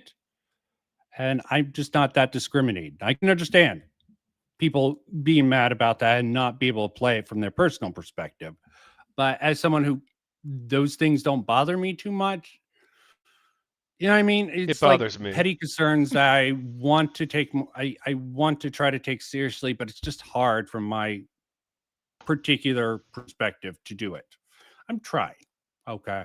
And isn't that the best we can do in life? You fucking homophobe. All right. Well, just know whenever you want to be like, oh, you're homophobic, I've got a response ready for you. So whenever you want to do that. So here's my next question. You think so little? Oh God, that is such a bad thing. You had that. You want him to call you a homophobe. You're trying to He's trying to bait him into that. Is he trying to? I don't understand the logic of that line. You're I probably think just I as lost do. as me on that. No, I think You do? Yeah, I think basically Andy is probably, again, I'm mind reading here. But he probably is of You're the view. theorizing. Yeah, Okay, I'm it's theorizing. fine to theorize. I'm theorizing that Andy thinks that if he gets called a bigot, it's going to make him look good, because he's like, oh well, look, you intolerant left winger, you run around throwing these insults, racist, sexist, homophobe, transphobe. Gosh, you're just trying to label me as a moral monster. And sometimes people do that unjustly, especially it does happen. But yeah, but at the same time too, like if you actually are those things, like whatever, if the shoe fits, right? Yeah. I don't think owning it's I like a was good actually- thing. But again, I don't know if he actually is or not. I don't know if he's just trying to bait him into the response because he thinks it'll look good. Yeah, I've noticed something recently. Someone tried to leak me evidence of like screenshots of some malpractice. I looked at it. I couldn't run with it, but they said something that he worked for Mark Kern, and he told me that Mark Kern suggested that he read Rules for Radicals to me. Okay, I didn't think about it for a while. I came back to it after the debate, and I looked up. I looked up both an article and a YouTube video. Guess who had a analysis of Rules for Radicals? Well, let me not play it. Sargon. That was the top search. I'm like, interested. And that's that sort of thing. Sort of a lot of these things, like the sort of baiting, the sort of tactic of, yeah, call me a homophobe, okay? That seems to be in line with the Rules for Radicals playbook. I've been playing a game with that. It's just something I think anyone who's critical against either so-called woke people or anti-woke people should read and try to see if the particular person, either on the woke side or the anti-woke side, is sort of following some sort of rule set from that book. Just something I thought was worth might be more useful for me because I'm a bit of a nerd. But let's get back into it. Given that LGBT are a tiny 3% of the population, is it strange at all to you that their depravity is being pushed in 100% of games now? So let's. Oh God, depravity! I would be like, dude, what are you talking about depravity? I would like some examples. There are examples, okay, but I would like to hear them from him. That's what I would do. Just interjecting to say that. Go back, because this is a pretty radical thing you've said. The more gay, lesbian, trans, and female characters we have in games, the better. I want to focus on this because can you answer the question? Not something that what question? There's 3% LGBTQ plus. Why is there more representation in games? They're 3% of the population. Do you find it strange at all that they're being pushed in 100% of the games now? 100% of the games. All of them. Yeah. Everything's woke now, dude. It's everything. It's all, homo flags are in everything. Yes, homo flags are in everything. Being pushed in every single game. Obviously, like you're like 100% of the games. Like you're no. Come on, let's be real. Do I think it's strange? I get it. I don't necessarily. I get. I don't necessarily play both sides. You have to play both sides so that you can keep making money off both audiences. God. I just want the right leaning. And the fact he just keeps going back to that as his go-to counter, I find this pathetic. I'm wondering what he's about to say next. Is he about to say, "I just want the right-leaning people"? Because like if he does, I guess that's like quote unquote like fine. But if he does end up actually finishing that sentence and saying that, then like that might like indicate too like what kind of content that you're trying to create. Very good thing to point out. If he is going to say that, I don't think he does. Audience to know that you have zero integrity and you're full of shit. That's all I want them to know. Boy, you don't know what you're doing, man. Yes. Okay. You're too. So moving on. You're too pure for this, man. So moving on. Why do you? Whoa, I didn't answer the question. Okay. Do I think it's strange? You want a real answer? No, I don't think it's strange. I think corporations do what thinks will make them money, and as you see with Concord, clearly didn't work out.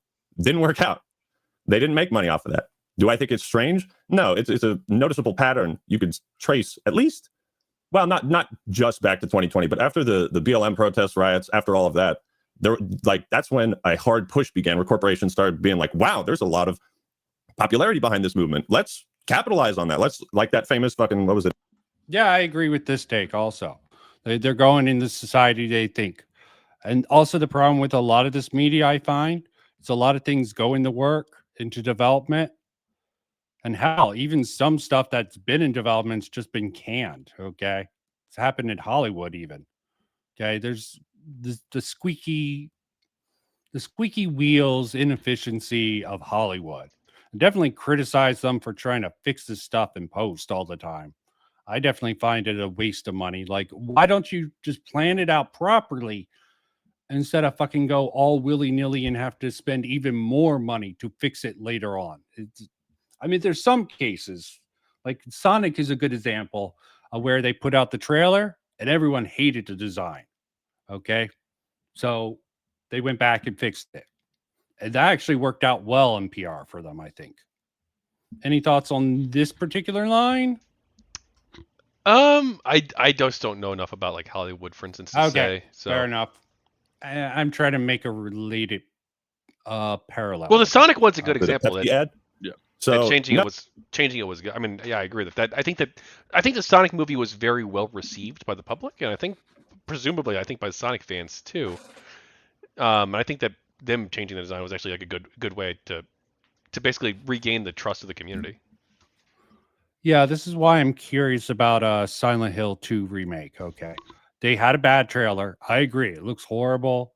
People over exaggerated some details. I'm wondering when the game comes out, how that's going to turn. Will it be successful? Will it even be a good game? I'm definitely going to need to play that game. There's some things that I want to play, but I'm so far behind, it doesn't seem worth it. Silent Hill 2 remake definitely seems like a must play, just to do a critique of it on my own, just sort of like, how well did they do it? It will be from my own bias, which tends to be overly critical, as you found, as both you and it was AirDoc and Wick found out in our little discussion about Aliens Romulus. I tend to be very nitpicky at some places, but I gave the movie good praise before a certain point. Yeah, the Andy falling down thing, I think, was like, that is something that's worth criticizing the film over for sure. I had the same sort of critique of that too. So yeah, I believe in trying to give fair criticism. Sometimes I'll make jokes that make it seem unfair. The whole balance between entertainment and sincerity is definitely a question in content creation, which is interesting to discuss. Most people aren't interested in, so let's not get into it here. No, I don't think it's strange that they're pushing it. I think it's strange that they push it as hard as they might have done in Concord, but that game failed for a variety of other reasons.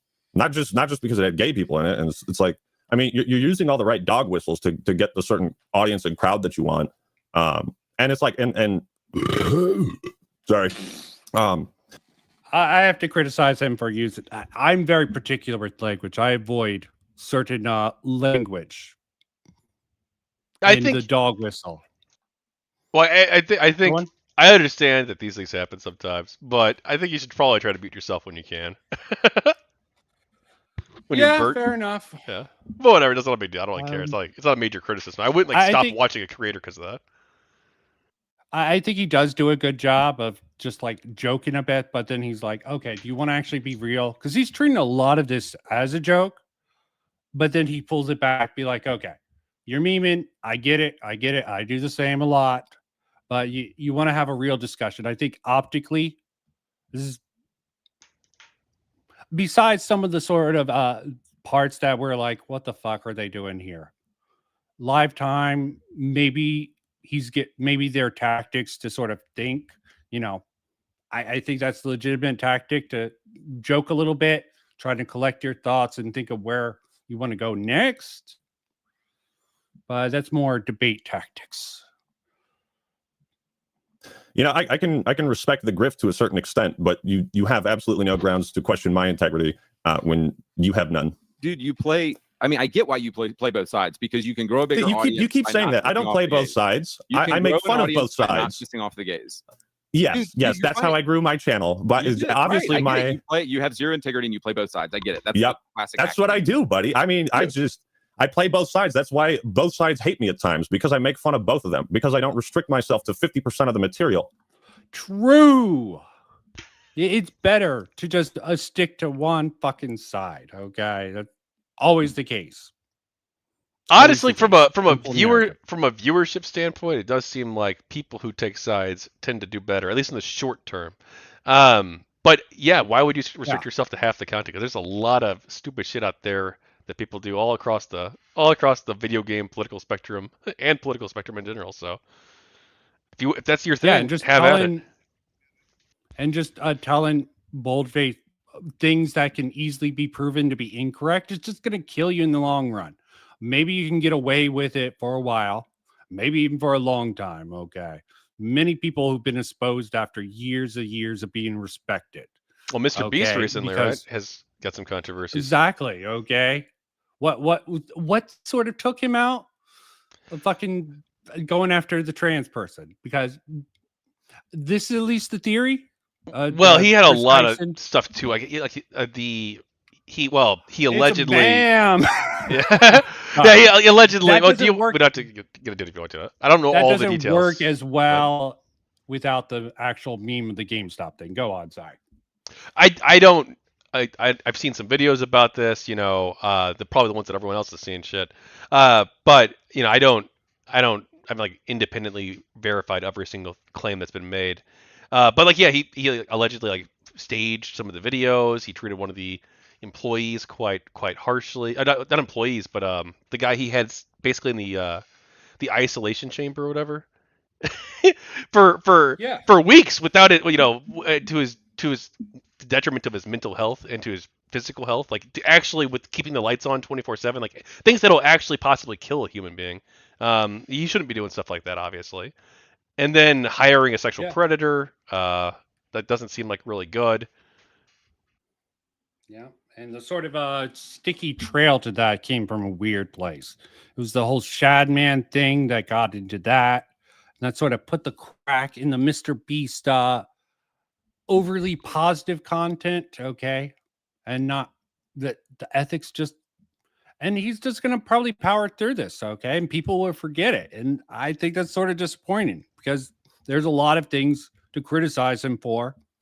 And he's probably going to dodge it because he can. Well, we'll see how that turns out. Yeah, we'll see how it turns out. But he's reached a certain point, I think, where he's like basically a billionaire. I assume he's a billionaire. I mean, he's the largest YouTuber on the platform. So you're saying he has fuck you money? Okay. Probably has fuck you money, I assume. Okay. Yeah. There's a certain point where you have fuck you money. Okay. And you can take a lot of hits. Okay. And it might drain away at you. You might not be able to take it. But most people just power through it. Logan Paul's another. Is it Logan Paul or Jake Paul? I get the two Paul brothers with the whole CoffeeZilla exposing his sort of a weird scam. But he's still trucking along.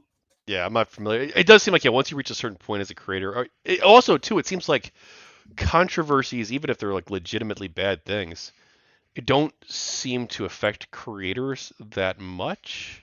And I don't know why that is. I don't know if it's because, people on YouTube, for instance, this platform, you can't see everything. So you can't see, there's going to be a lot of people who don't even know about the Mr. Beast scandal, right? Or the Logan Paul scandal or anything like that. There's just be a lot of people just don't know.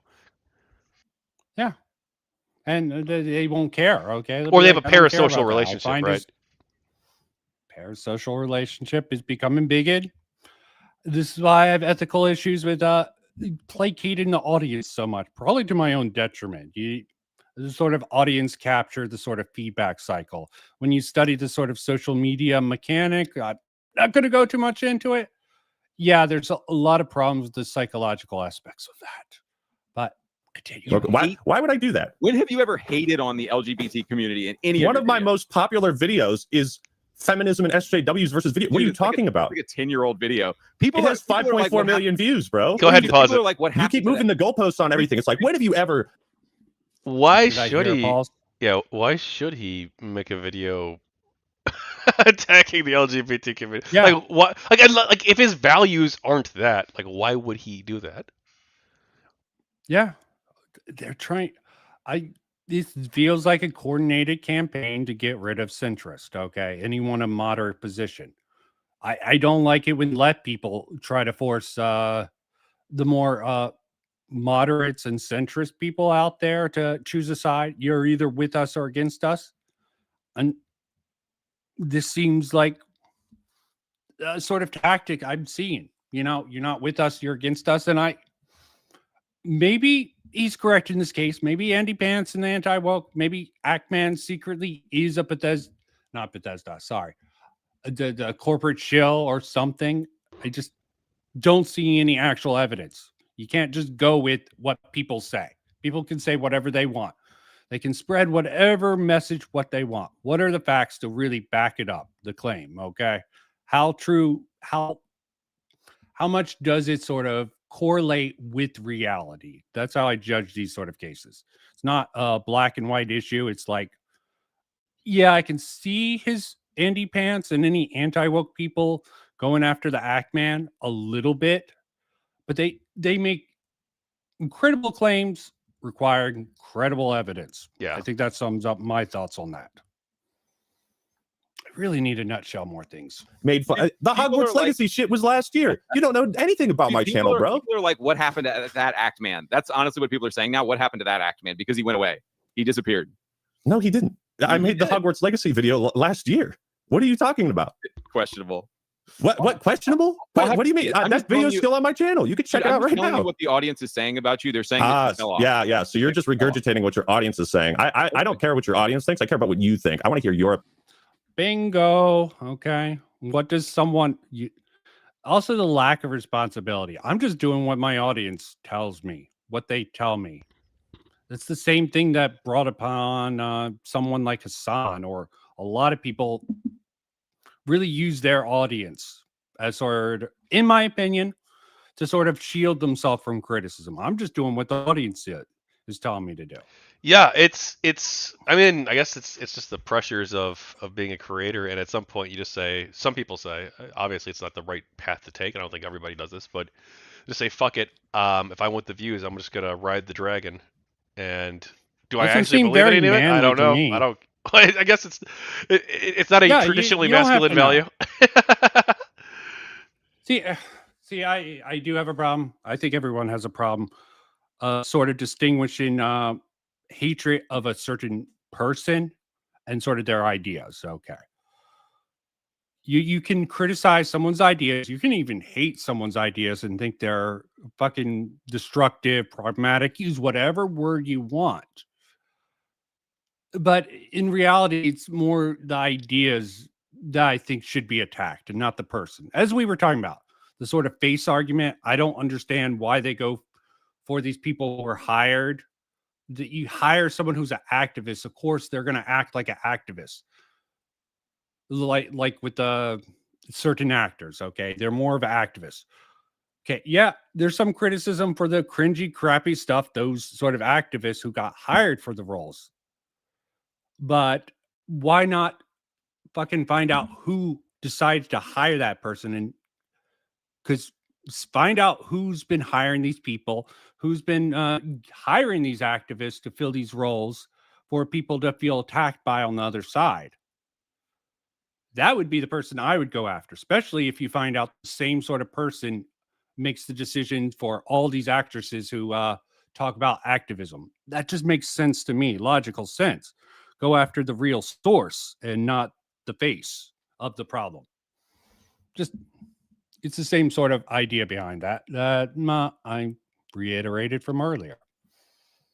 Opinions, okay? Well, dude, and I told you, I think it's incredibly strange to talk about Concord and not mention the clear woke slop. And you make fun of people who use the word woke, and you never use the word, even though it completely describes what's going on right now in gay games.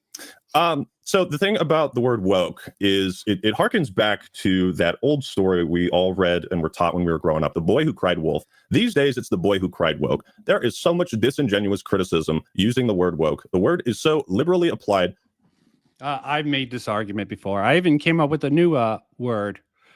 in midst the Starfield stuff, micro wokeism. That's what heels versus babyface. Micro wokeism. Any thoughts on this, or do you want to move along? I mean, I think that there is very much a issue where people like to see wokeness everywhere. I think that, but it's not necessarily like unique to wokeness though. I think that it's kind of a human phenomenon where like if you go looking Yeah, for things, to you're see gonna see them everywhere. patterns. Okay. Well, like you could say that like the radical feminists, for instance, like that would say the same thing about patriarchy, right? Like once you, Edith Sarkeesian Yeah. did say that, right? That once you start to see things through the lens of systems of oppression, then everything looks like patriarchy. It was that paraphrasing what she said essentially, but Yeah, I think she was misquoted with that. She was saying that was a bad thing. And well, yeah, people were she's saying like, that that's not her "It's a opinion good thing." anymore, but that's what she used to be like. She said, yeah. But you have to believe she's being genuine. And a lot of people are like, there's a lot of things to make us think that she's just saying this. She's lying about it. I can understand that with her. But the same thing with Gamergate. If they would have focused just on the games industry and not get distracted by Anita or Brianna Wu, just stay focused on this thing here, I think Gamergate might have been better off. But how would you control that large of a movement? I think too much. I overthink. Sorry. To everything, because there are so many online grifters who produce daily outrage content that are saying this thing is woke, you should be angry, you should be upset. Tune in tomorrow for episode 4169 on why Star Wars is woke now and why you should hate it and be mad and angry and upset. There's so much of that going on that the ending of the story of The Boy Who Cried Wolf is that at the end there was a wolf out there, but because there were so many false claims of there being a wolf, the people didn't help him. So that's bingo. Okay. This is the main reason I think the woke criticism should be couched in a certain way and not just parroted it from that Park Place. God. Any thoughts or move on? Move on, please. That's what's happened with the word woke. When I hear somebody, so I know. it's what happened to Probably the words very racist and difficult to sexist a stream few it. years ago. People were saying like air conditioning sexist and right, all this stupid shit is racist and sexist, and it destroyed the meaning that those words are supposed to have. The Boy Who Cried Racist, The Boy Who Cried Sexist, The Boy Who Cried Woke. These are three books, I like this in particular. He's tying it together with the same idea, and I do agree. All these things are just become watered down. And same thing with fascists. I think that's the term that got watered down. And when people call Trump fascist, they're like, yeah, you're just over exaggerating. And I think a lot of people just dismiss it because people call it and everything sexist, racist, fascist. And now it's happening with the word woke. Yeah, I agree. That's my thoughts on the matter. Oh, you overuse Okay, these I terms, think that's what happens. Though I don't know if you'd want to call like Trump fascist, but like he did engage in an insurrection against the United States of America and try to coup the government. So like I don't know, like if you want to call that fascist, I think that's fine. If you want to say that no, it's not quite fascist, it's only authoritarian, like okay, whatever. Like I still like it's pretty bad. Well, you said you watched the sort of thing where Destiny took people over that. They brought up, I think, legitimate reasons why people are distrustful of the results of that sort of trial. Okay, there is arguments, maybe they're false. Okay, yes, by the evidence, if it was a fair trial, we can jump into this if you want. What? No, not the trial. Hell, I don't know, and you're gonna beat my ass on this because I stay away. I want to talk about fucking games. Okay. Okay. All right. The reason I learn about politics is because I see motherfuckers coming with their politics. We don't want it in. Okay, but then use it for fucking political. It just seems like, okay, I agree. I don't want these policies being pushed in video games. I don't want all this stuff. I can see some reasonable things, like people were going against it was Witcher 3. What's the game studio? CD Projekt Red. Who did Witcher 3, Cyberpunk? Yeah. CD Projekt Red. Okay, Projekt Red. Okay, they had a horrible launch that hurt them, and of course, they were talking about a sort of program for women who were pregnant. Okay, give them possible sick leave, and people were like, "Why are they doing that?" I'm like, "Motherfuckers, you're the ones talking about biological male and female. females have this fucking trait. Okay, why are you going off that they want to give these women? But not all women are going to use it. Yeah, it's a choice to make their work more comfortable. You want you want your employees comfortable. You don't want crunch, okay? I understand the need for crunch in the industry sometimes, but you know what? As a gamer who wants quality products and doesn't want slave labor, sweatshop quality crap that seems to be infested in the oversaturated market, yeah, I can understand helping out those particular women who have a biological disadvantage in the workplace because of periods and pregnancy. It just seems backwards to me sometimes. Reactionary stance that doesn't make sense logically. In a volume, okay, that all have the same ending. Dude, so it's I mean, you're a video game critic and you do video game analysis, so I find it shocking that you don't see the pattern in a game like Concord having 3 black females in it and not a single white man. As a very astute, very talented, very good at making videos, it's just wild to me that you don't. It's wild to me that you don't put together a couple, string together a couple of the dots, and even mention like, hey, you know, I think there might be a pattern here in all these dog shit gay games that keep coming out. A pattern. So you're equating black people in video games. No. It's not about black people in video games. It's about constant shoehorned, stupid diversity of everyone. But you just talked about like there's 3 black people in this video game and no white guys. Excuse me. And that's the biggest reason you think why Concord failed. No. I'm giving you a tiny example of a larger problem that everyone on the internet agrees is going on everywhere right now. But the problem to it, and you just seem to turn. Yeah, these streams I don't think helps them. Not everyone, okay. Not great, but you gotta love the Ackman's power burps. That was like his second one. I think that's the Chad move. Your head the other way, and I'm saying that's what's annoying your audience is that they're just like, yeah, Ackman just denies all this stuff because he wants to hang out with leftists. And I'm sure you have a lot of leftist friends in the industry and all these homos, and you go to pride parades. And like, I get it, dude. No, seriously. Oh, this is so stupid. You won't know about this. In Praise of Shadows was a fucking idiotic person who just automatically labeled all of Wendigo, a very popular person. He said they're friends with alt-right people. A lot of these people, you know, they're edgy commentator guys, okay? They're not alt-right. Well, probably not alt-right. There's a questionable thing with some people, but it's questionable. Just saying flat out they're alt-right.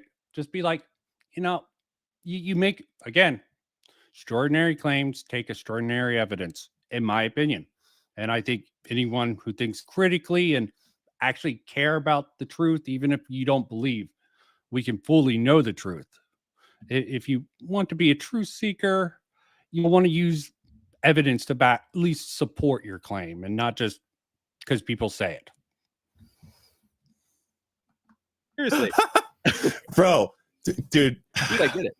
I get it. You're about your money at the end of the day. You're about your money, so you have to play both sides in order to keep both sides happy. But I think it means you have no integrity. That's all I'm going to say. And you're right. Can you go back? Wait. No, what did you say just 25, 30 seconds ago? Dude, you're right. Wait. Can you just reiterate what you were saying? I kind of spaced out for a second. Really? You want me to repeat what I just said? Yeah. Just really hammer it home. I said that you are playing both sides.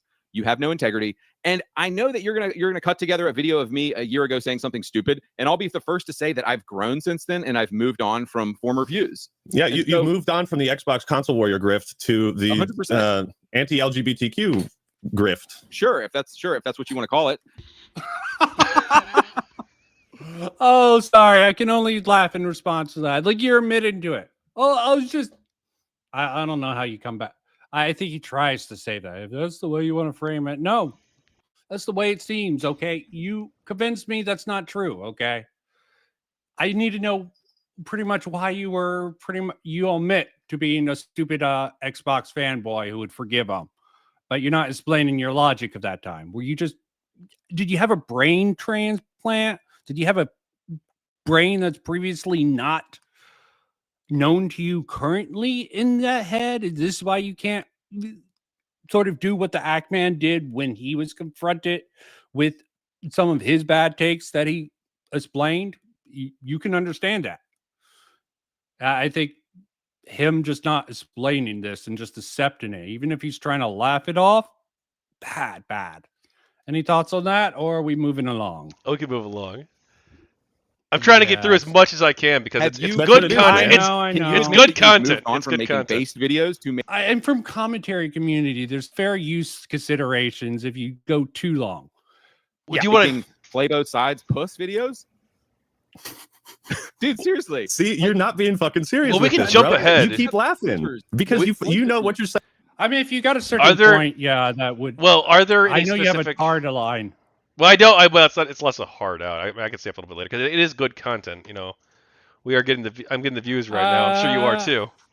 Oh, sure. I'm sure the greatest views in the world. This shit. It's hard to make this sort of shit entertaining sometimes, especially when you're trying to be good faith. Okay. It's better just to be like, both these guys are dipshit retards who need to fuck off. But AndyPants, definitely a grifter. Why act man? So he's just a lame duck. I was talking to my chat, too, but okay, if they got a time. Milspec Monkey disagrees with me. That's fine. He can disagree with me if he wants. I just don't think I don't think the pronouns thing is a big deal at all. I think that if it's giving players more options in terms of their role, if they want to role play the character the way they want to, that's totally fine. And also, I can understand. And also, if it doesn't like go ahead. I can understand for both angles the sort of linguistics. You don't want to give them the sort of, you don't want to change language to accommodate them. But I'm of the personal opinion, I'm fine with giving the non-binary space. It's the sort of no pronouns. I'm like, okay, I'll give them the non-binary. If you want that NA, you don't want to identify as a male or female, fine. Okay, I can think you're weird, but I'll accept it. This is going to be the label.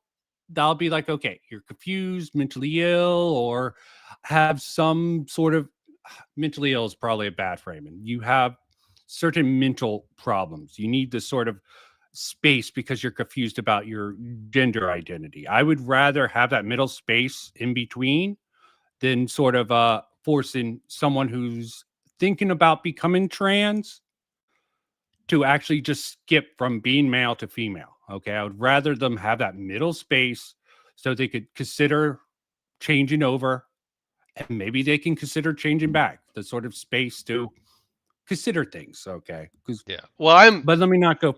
I'm a trans medicalist, so like I'll give that spicy take right here. Okay. So I don't think the non-binary stuff's real. I don't think it is.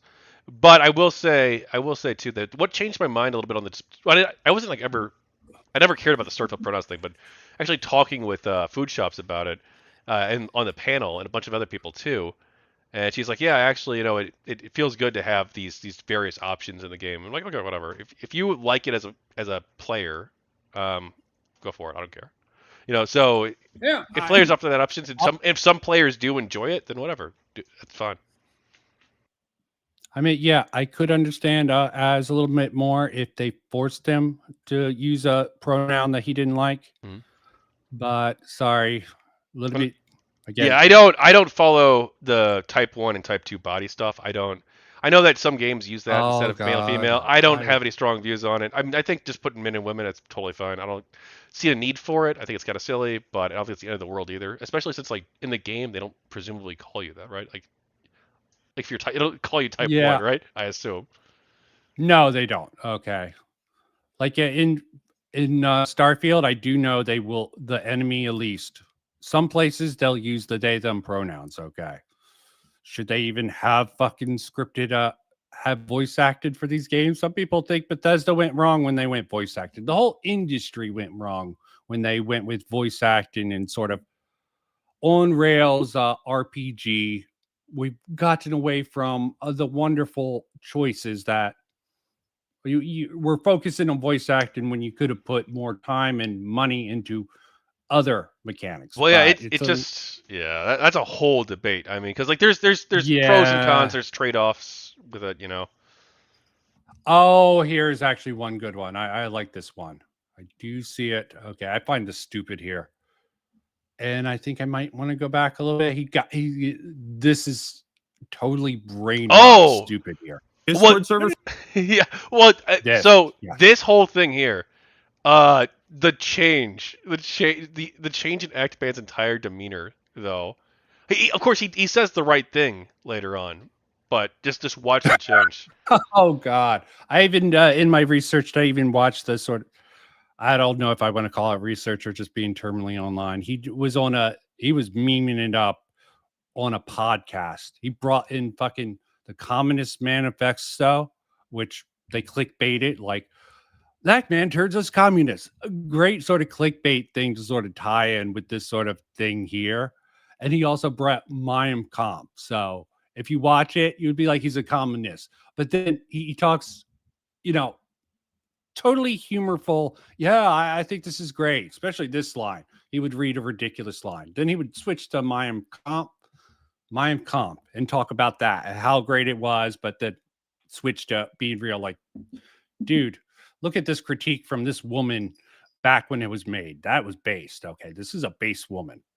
You don't know about that, so let me not dwell on that. Said something racist.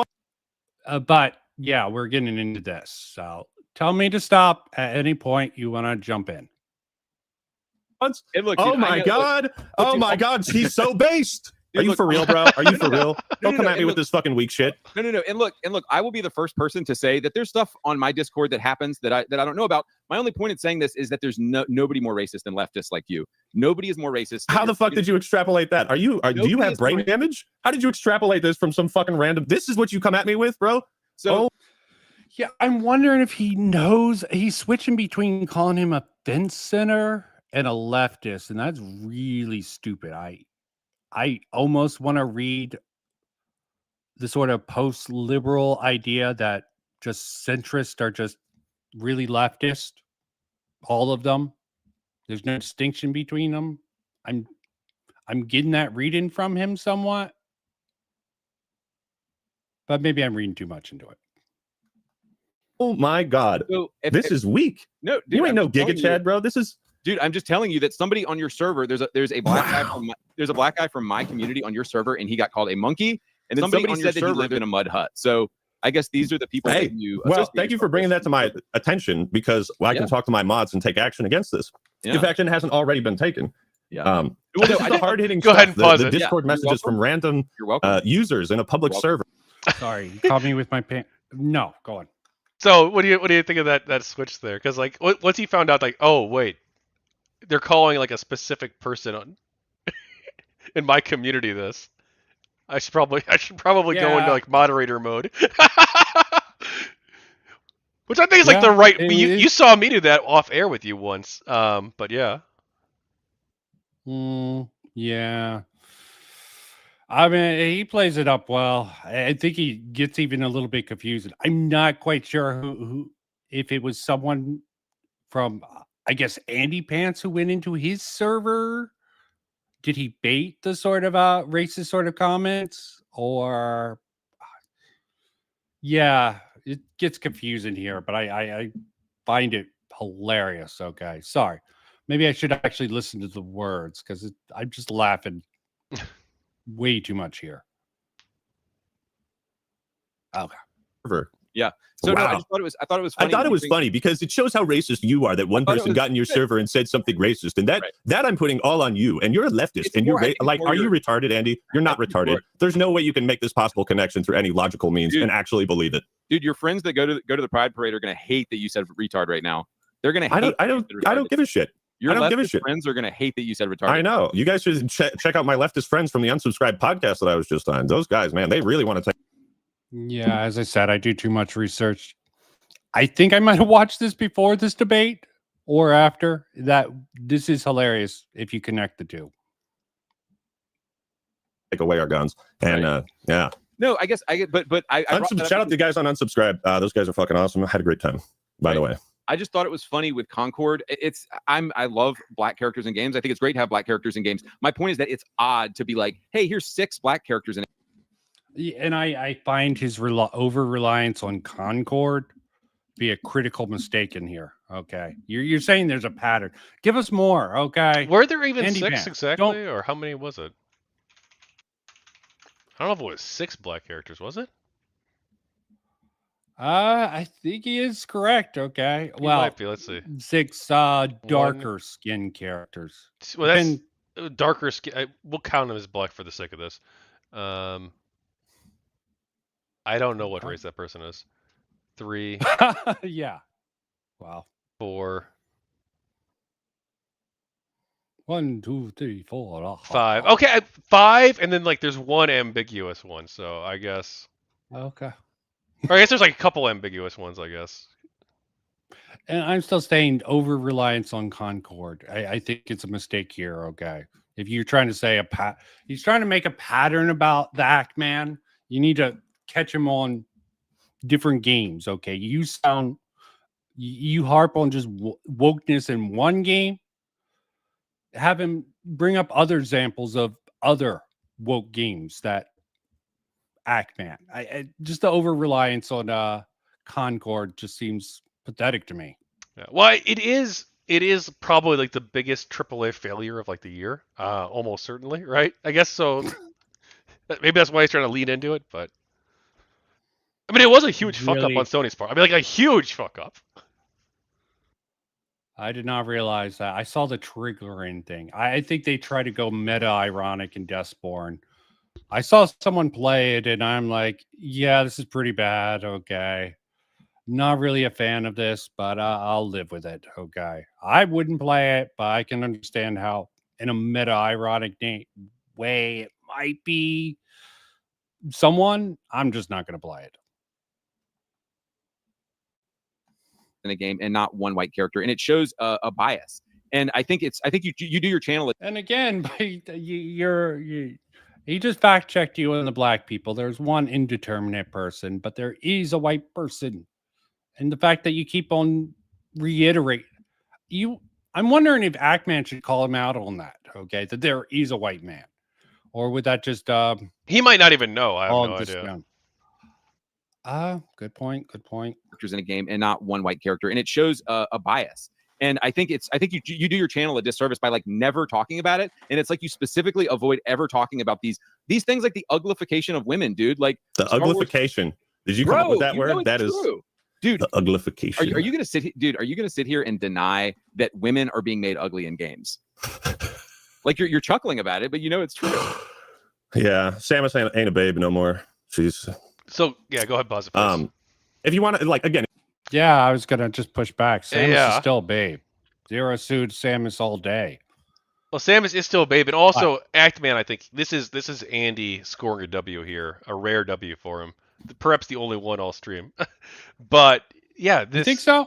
I'm not the only one. But this was a big one here. Like my goodness, like there is a very real phenomenon here. I think with that we talked about that earlier though. Yeah, and as I said, I really think it's a multitude of problems. Yes, the bias of the left people. They could be softer lefties or leftists pushing this stuff to sort of nudge these games. There's even an example. Like I find it hilarious. Everyone wants to harp on Sweet Baby Inc. for Suicide Squad Kill the Justice League. I actually did research, and I'm like, there was this woman in 2018 who got a couple of women together to sort of have this sort of letter to say, oh, yeah, this gaming studio is toxic and crap like that. 2018 didn't come out until 2020. And I'm pretty sure that led to PR bringing in, our champions of diversity to protect us from these sort of allegations of sexual misconduct. That's how I see it playing out. It's a theory. I'll admit it's a theory, but I think it's consistent. It was also a time period with Blizzard Cosby studio sort of crap out there.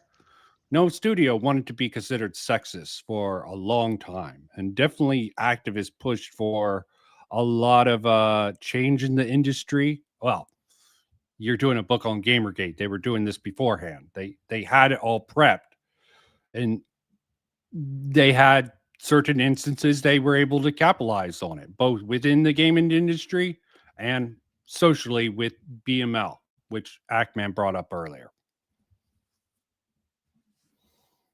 Any particular thoughts on that, or just speed through again?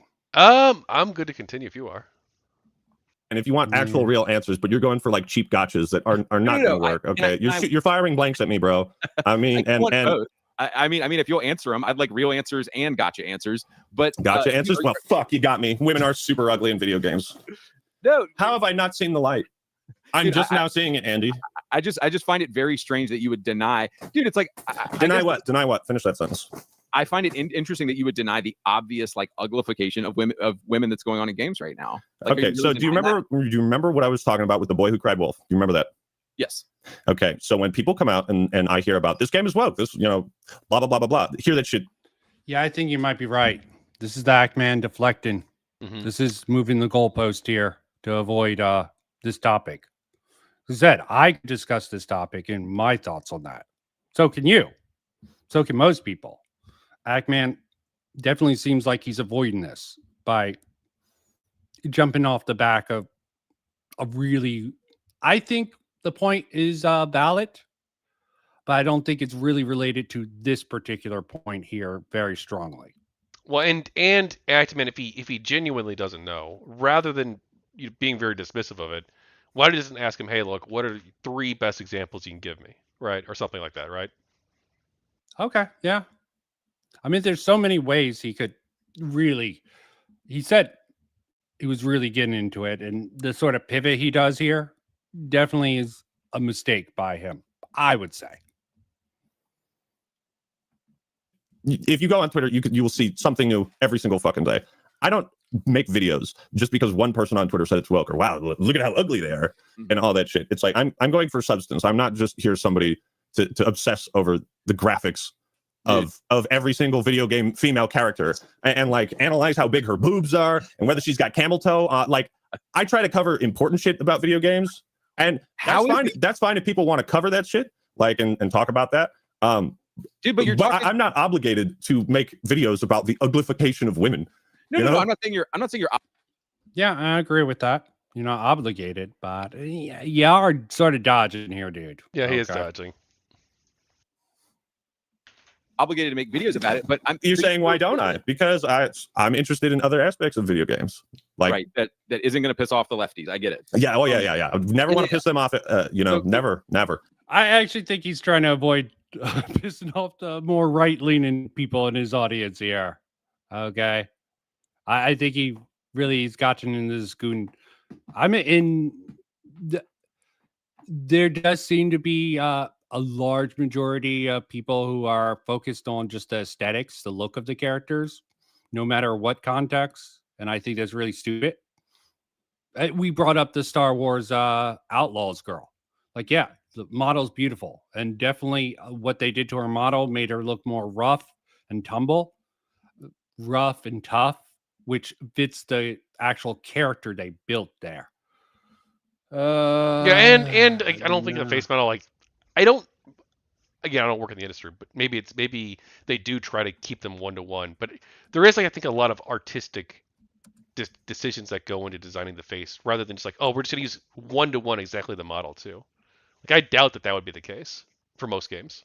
Yeah, I mean, there's decisions you can make sense of. Okay, Mortal Kombat, I found some of those design decisions completely, and I defended Melanie Mack during that. Okay, for her take there. Okay, I thought she might have been a little bit simplistic. Well, she was Ubisoft Babe booth at a certain time, and the feminists did take away that position at PAX. I've learned.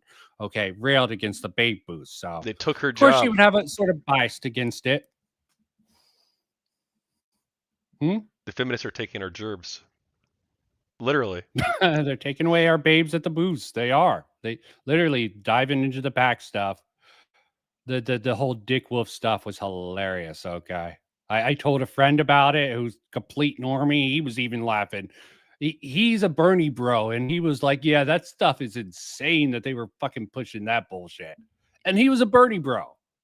Maybe even you could consider him a leftist. I fought with him before because I'm more of the center moderate guy.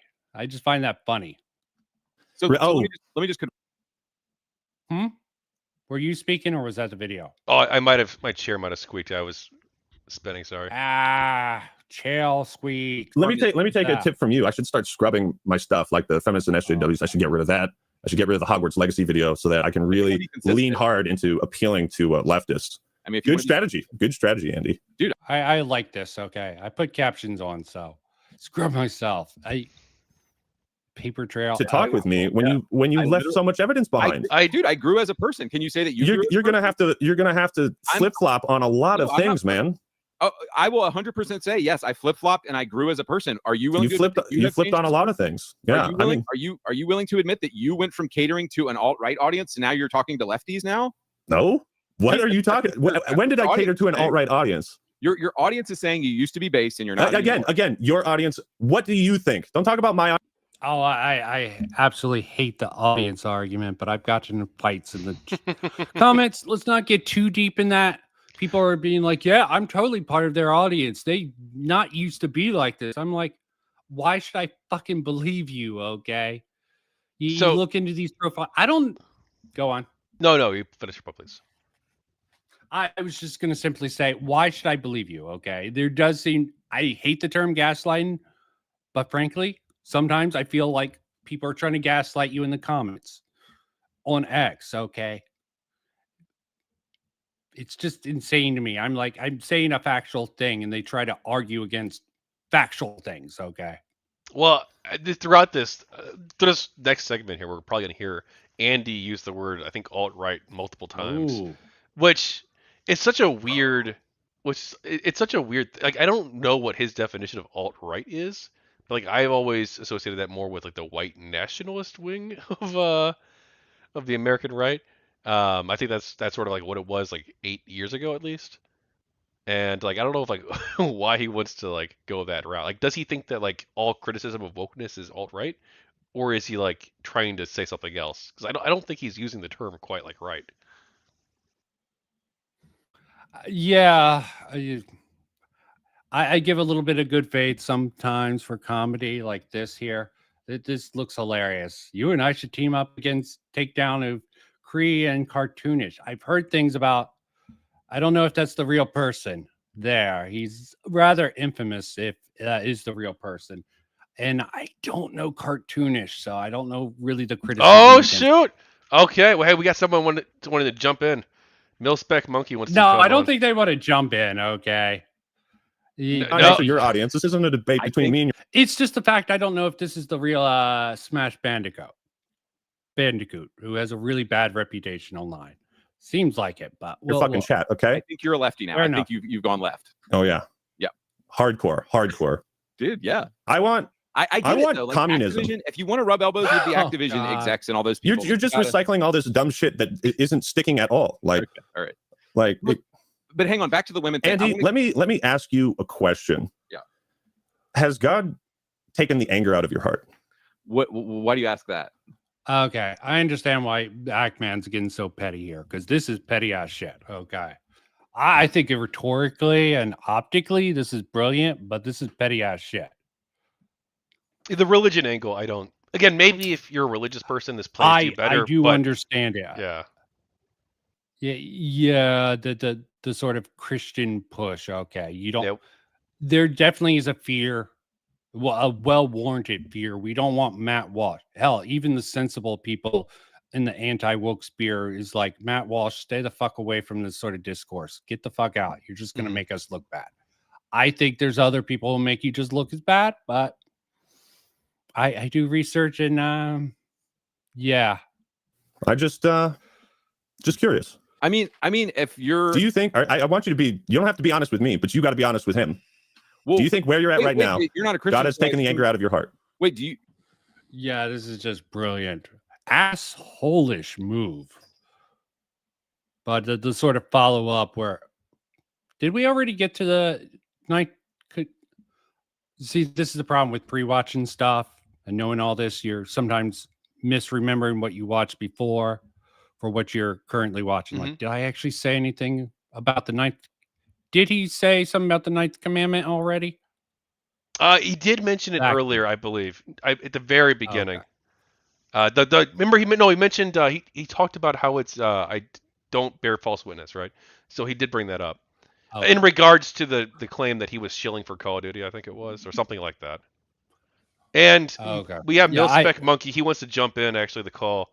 I just posted the link in the I'll chat. send so- him the link. Send him the Yeah. link. The more the merrier. Okay. I think he's got some Go down, disagreements because so like it I should be told fun. you, I've seen some of your other. But I gotta older go videos in that like you've tried to hide from your 20 audience. minutes at the latest. And- So Yeah, I'll go with I'll give it a half hour. Okay. We'll do a Sounds half about hour. right.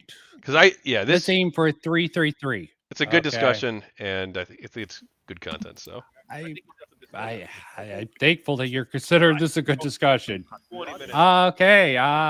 Tell us who you are. Yeah, I'll go with I'll give it a half hour. Okay. Sounds about right. You might also want to turn off the stream if you're listening. Check. we can hear it in the background. Yeah. Not anymore. It's good now. Thankful that you're considering this a good Oh, Introduce Now we yourself. can hear it. All right. Okay. Sorry, I had them both open. This is the first time I'm jumping in, winging it with the mic and everything. Everybody hear me okay? Fine. Yeah. Yep. You sound good to me. Awesome. So I guess relevant background is I'm a past game developer, and so I'm at least familiar with some of these subjects, and that's why I have some Okay. opinions of them. And I always love someone who has experience in the field. And I guess you could say I was overall pro Gamergate movement. And as far as political background, I would say I like to call myself a 90s Democrat, so somewhat disenfranchised with what I would say radicalization, if that makes sense. Okay, it's good to let your bias out, give back basic background. What has your thoughts been on what you've seen personally or what you've seen on the stream at all? I think nothing. Well, I think most people agree AndyPants didn't come very prepared. Like if I were to do this, I would have brought all the examples like for the key points. Like say even on the uglification, he's just like talking about it, and he wants to get Actman on just like quick. Like he's already made up in his mind what is true, but has little interest in like allowing it to be shown or proof that Actman actually has those issues, is the way I feel. Yeah. But I agree. I just jumped in because I felt there wasn't like an anti-woke voice in the batch where you're I try to get a different perspective. I mean, yeah. I mean, I don't think you're wildly one side or the other. I just felt there just wasn't a anti-woke side. I think No, that's totally fair. Like, and so not that you guys were doing poorly or saying anything crazy, just like except for me, I'll admit to some crazy stuff. Let's move on.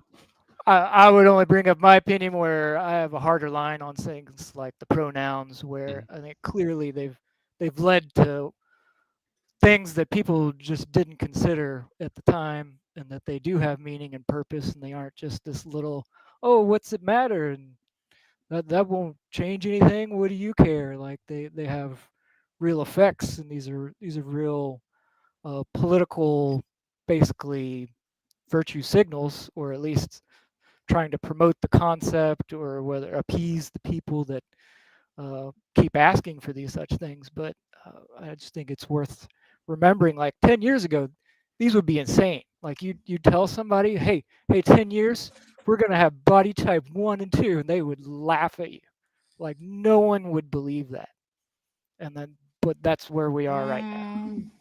Yeah, you might be right. Yeah. You might be so, right. But is like the virtue signal there, like body type 1 and 2. I'm not going to defend that. That's dumb. That's dumb. I'm not going to defend that. But pronouns, like would that cowardice. Would that be like a bad virtue signal? Like, does it really matter? Like, if some small amount of players think that's good. I'm with you on the concept that I believe you're pro freedom of a developer to do what they want. And I understand your point there. But I see it as just clear political leanings. Like at that point, it's no different than a checkbox for, hey, do you believe in abortion? Just randomly checkbox that on your character here. It's not going to have anything to do with the game, but hey, here's your checkbox. It's like, why is this here? Or like, here's your MAGA hat. I Okay, I will agree with you on the checkbox mentality of corporations. Hell, I think it's even worse with award incentives. Getting within these award shows to sort of properly get in, you need to have certain quotas within your sort of certain company. And I can definitely say, considering they don't have a quota for the amount of white people, there is definitely a double standard there. It's all about the minorities. But again, that is a decision that you have to sell your soul to the devil for the corporation there. Okay. I won't look favorably on anyone who can prove that the certain games are just checking the box just for good press or anything. But that's, again, I think some games do some of this more progressive content better than others. Like I didn't play Baldur's Gate 3, but conceptually I did like, oh, what was that very communistic game? Papers, Please. It was the Some people say Disco Elysium. go on. I'll look it up real quick because my brain is blanking. But yeah, continue. I would say Concord's a good example of that, of having 3 black characters where, again, this is a very Hollywood mentality. They just look at the oppression score, and so every time they're like, all right, we need some diversity, and they're like, and black woman. And it's like, hold up, there's like all these other races, like Latinos almost always ignored in these situations. You don't ever see Asians get the worst Well, out of it. Concord, I think, White had cast all. and- Didn't Concord have basically like all the races though, or like most of them? Like, because I know like the woman. We watched the trailer. Hang on, I watched the trailer at the beginning of the stream. I'm not sure if you saw that part. But the character in the opening of the trailer, there's like the green guy, and then there's the hot Asian girl. And then there's Was also she really like hot. Okay, can you call anyone in that game hot? Or there's the she's like the only one, I think. The Asian chick, yeah. And then like this person's Except like for the guy. Hispanic, probably, I'm right? not- Daw. He looks like maybe he's Hispanic. I don't know. Yeah, they come close to attractive, but Well, I don't say they're like attractive, Andrew Bird, but oh, you mean okay, yeah. I said they come. Some of the characters come close Yeah. to attractive. Okay, right hairstyle, right dress, and I wouldn't kick her out of bed. Okay, I would Can't kick really Bale say out of that. bed either. I don't think. Well. Oh, it was Disco Elysium was the game I was thinking about. Okay, that was it's woke as that was. It was heavily socialistic themed. I think it was a good game, but I have a hard time playing it again for the 100 completionist because of how it's styled. But I could respect the design of that game. Okay, and that's most gamers will put up with a lot if it's a good game, but if it's a mediocre woke game, then no go. Yeah, it's just another point. I agree. Okay, and especially if they fail in really badly failed in comedy. Someone brought up Dustborn. Oh, no. I'm like, I saw someone trying to say this wasn't this bad. It wasn't so woke. I'm like, yeah, you're in denial, girl. Well, that particular content creator is a centrist sort and probably Steel Man woke games a little bit too hard. I'm like, this just looks dog shit. Maybe it's not as bad as they're making it out to be, but it looks pretty bad. Well, then those government funded, it becomes a whole other subject. Oh, and even yeah, but the same company was funded by the government for games that didn't seem woke at all. That seems like a disingenuous talking point there to me. I just want to Who defend did my taste research real on it. quick. I just want to say I have impeccable taste. Okay, people in chat are saying time to judge tax definition of hat. Don't what know now? about that. Judge I what don't know either. Anyway, should we go back to Okay. the video? Yeah. Did you watch this video? Let me just call you Monkey. I love Monkey Jones, so let me Yeah, keep keep it simple. simple. Monkey's good. I haven't seen the complete one, but from what little clips I saw on the Twitters, it looked like Andy Man he just didn't come prepared.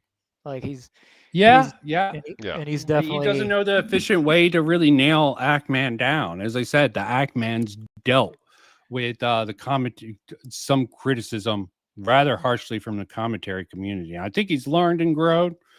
He still acts like a dumbass.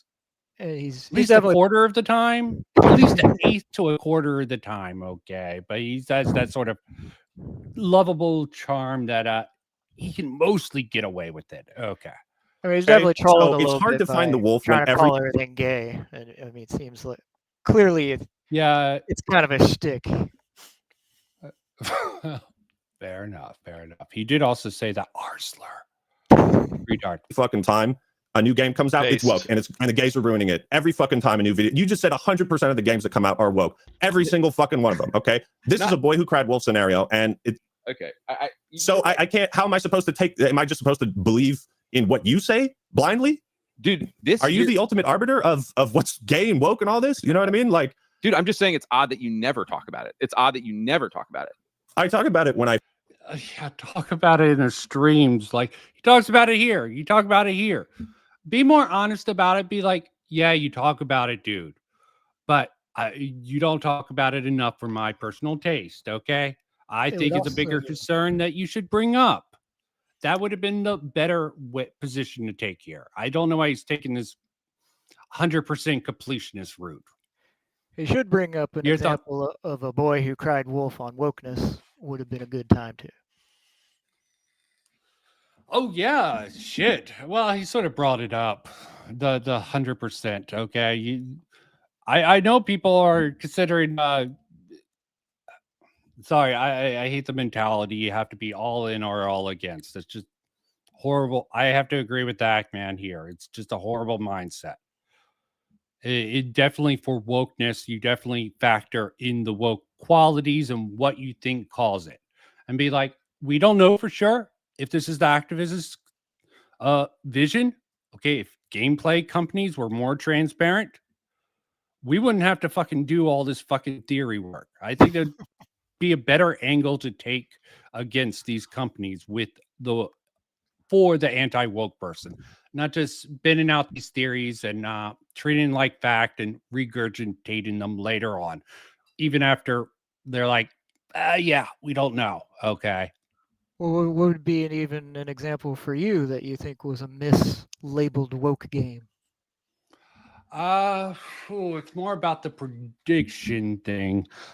Personally, I'm probably a little bit softer. For Alan Woke 2, I went to the actual ending. I'm like, yeah, this looks pretty woke. This looks pretty pandering.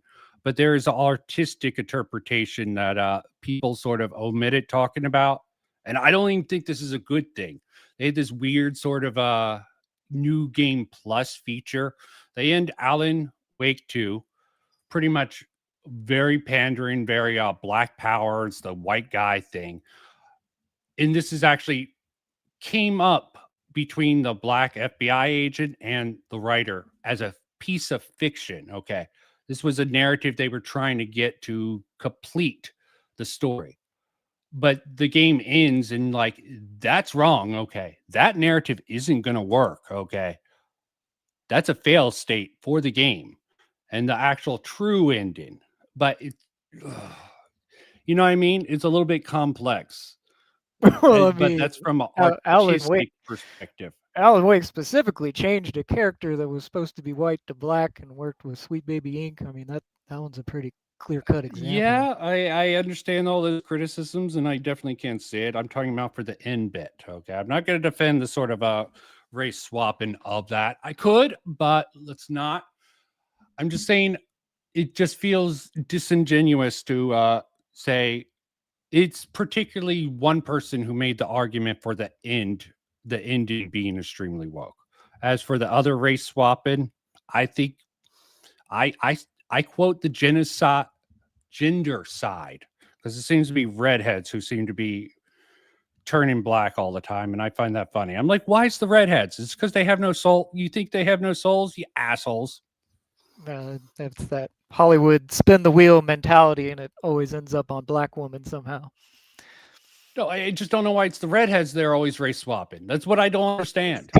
I use my little joke that they don't obviously leftists It is People weird. Yeah, I'm were for race swapping. honestly just make your own character. Make new movies and movie franchises. Gino Ortega, I think, just said this actually recently. Yeah, but that that's risky. Okay, fuck it. I Well, agree. well, I it's agree. so it's a weird like the core concept is to get an IP to be safe, and then it's just so crazy that at the same time they'll be like, okay, change everything about it to piss off that user base, that customer base we just purchased basically, and do the Yeah, and there's complete mu- opposite. It doesn't make any sense.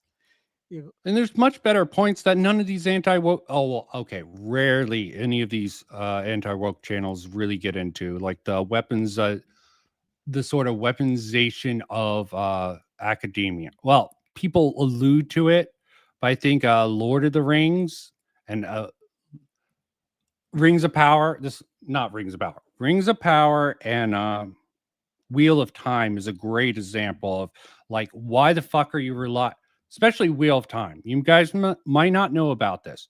They had an expert for the Wheel of Time, but they also had the co-author Brandon Sanderson, who pretty much finished up the series for Jordan, who died before the series was done, and they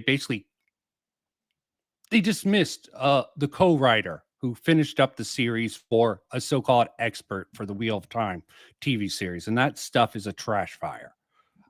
Yeah, it sounds very similar to what they did with the latest Lord of the Rings.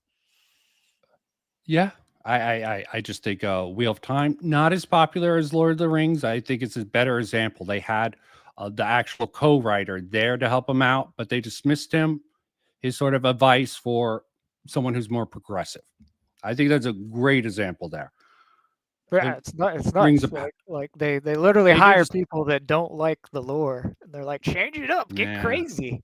I mean, it's nuts. Definitely have plenty of criticism for the token society. Oh, this is what Token really wanted. Then why didn't you try to pull this shit when he was alive or his son was alive? Why did you wait until he was dead? Okay, guys, we gotta finish. We're so close. Let's just finish the discussion. Okay, I want to go to bed. I feel like it's an actual issue. Never Or when talked I about have it. like, the Hogwarts Legacy stuff, bro. Okay, That was a all right. huge deal. That was a huge deal. I've talked about this I will check out before. I did a video. It was like Ocarina of Time is a gay coming of age story. I did a response to this random article, and it was so bizarre, and it was just what I've always made fun of and criticized on my channel is bad faith critique of video games and the medium of video games. And people make bad faith arguments on the left, people make bad faith arguments on the right. Okay? I don't discriminate against either of those. It's all fair game. Okay? It's all fair game. So I don't fence it. I don't play both sides. Dude, of course you do. You said you did in a video. You said I don't want to talk about politics. That's politics in the real world, not in video games. Come on, bro. It's the same thing, dude. You're still No, it isn't. No, it isn't. See, I have to agree with that man here. I don't want politics in video games. Why do I want to muddy that water? It's bad enough that I have all these political positions, but I don't want them to be in games. I don't want them to be used for design decisions. You know what I mean? And yeah, there's both bad faith critique on the right, left, hell, even in the center, non-political, there seems to be some. But yeah, your I thoughts think it's on fair this? to say Actman is just a left-leaning centrist, and so he doesn't feel the need to critique things he agrees with, and it just ends up leaning more on the left. Well, Vincent, I think I'm gonna, and Monkey, I think I'm gonna head out actually. But I do want to say about if you gotta go. They talk about the Halo stuff at the end. What do we think? What do we think of their answers on what's the best Halo multiplayer? I'm not as much of a Halo pro to. Yeah, sorry. Okay. I got into the Western. The reason why I don't care about Western video games is because I got lost in Japanese media for years. So coming back out and be like, yeah, these are a little fucked up, but I don't care mostly. I'll go with Halo 3. Yes. I like Infinite though too. Infinite's core gameplay is decent, but they don't have any maps, and they need to do way more with the game than they've done. But the core gameplay I think is pretty solid in Infinite. But there are more people in my YouTube chat who do want to jump into the stream and join the call. Vincent, do you want to publicly post the StreamYard's link in my Discord general in case they want to join? Oh God. Or do you want me to post it for you? Okay. Yeah, you have the invite. If Okay. a few people I don't wanna know come these in people, and, to be clear. So like, we'll see. Surprise. Could be anything. I see. I want to close up in 10 minutes, though, guys. Oh, okay. so Well, I'll stick around I'm for gonna 10 minutes if we're doing that. Okay. Yeah, let's do power thing. I liked we have an anti-vote voice. Both of you, just I'm gonna try to not pause. Both go. It's fitting because you don't want to piss off the leftists because that would interfere with your bag. I get it. That is the dumbest fucking thing I've heard. Okay. Why would I not look at the views you're getting on your audience? Why would I not cater to that crowd? What are you talking about? Because you don't want it. Because you would lose.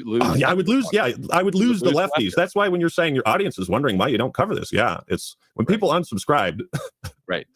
And no, it's not the leftists, dude. I do appreciate your advice from earlier, but the reality is, do you want to focus on that? Even in my old Xbox videos, I talked about woke stuff. I talked about woke stuff on my old Xbox channel. It's just that happened to be an audience that didn't want to hear me talk about the woke stuff, and I was like, okay, I'm going to follow the algorithm and make content that my audience wants here. But I still 100% have always believed the woke stuff. I've always been very passionate and outspoken about my faith. Yeah, but you had changed in that regard. You had nuanced takes, though. That was the difference. Is that you would say things along the lines of, yes, I think more trans, gay, lesbian characters in games is a good thing. However, that doesn't mean you get to criticize. Wait. However, that doesn't mean, I'm paraphrasing what you're saying, by the way. Right. But I have we have the videos. But you would say, however, that doesn't mean you get to criticize Kojima for fetishizing women in his games. And I was like, you know what? That's a nuanced take. Like, you are hard pivoting to a very specific crowd.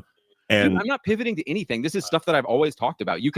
I'll show you you have always talked about it, but you were not as far gone as you are right now.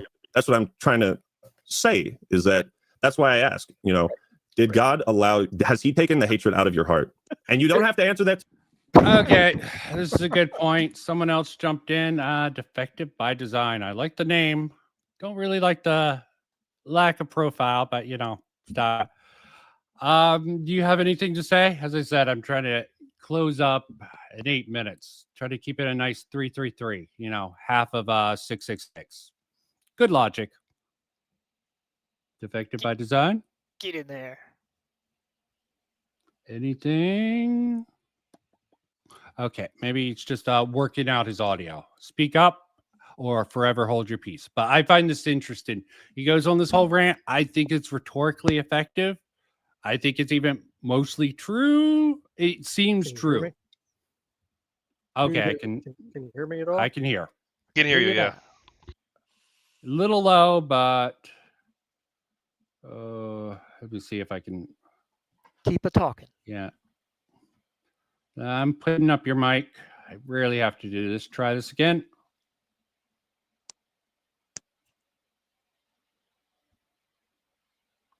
Maybe I just fucked things up by trying to... There's a lot of lag. Okay, got it. Not seeing it on my end. Okay, I can hear you now.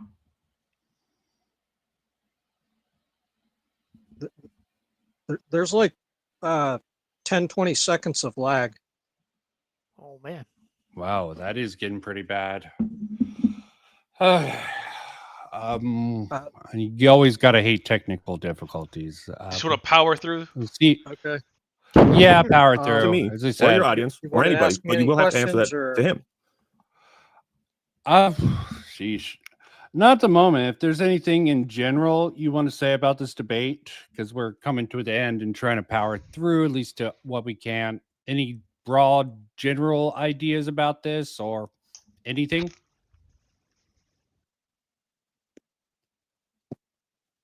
Might be technical issues on this. I know in chat. I know in chat he was saying that he felt as though Actman lied about Starfield, but we covered that earlier in the discussion. Yeah, it also seemed like AndyPants was more of a fan. Yeah, I do agree. Actman, obviously, he didn't answer any of the questions, but Actman, yeah, he lied about Az. What was the lie besides he just didn't like him?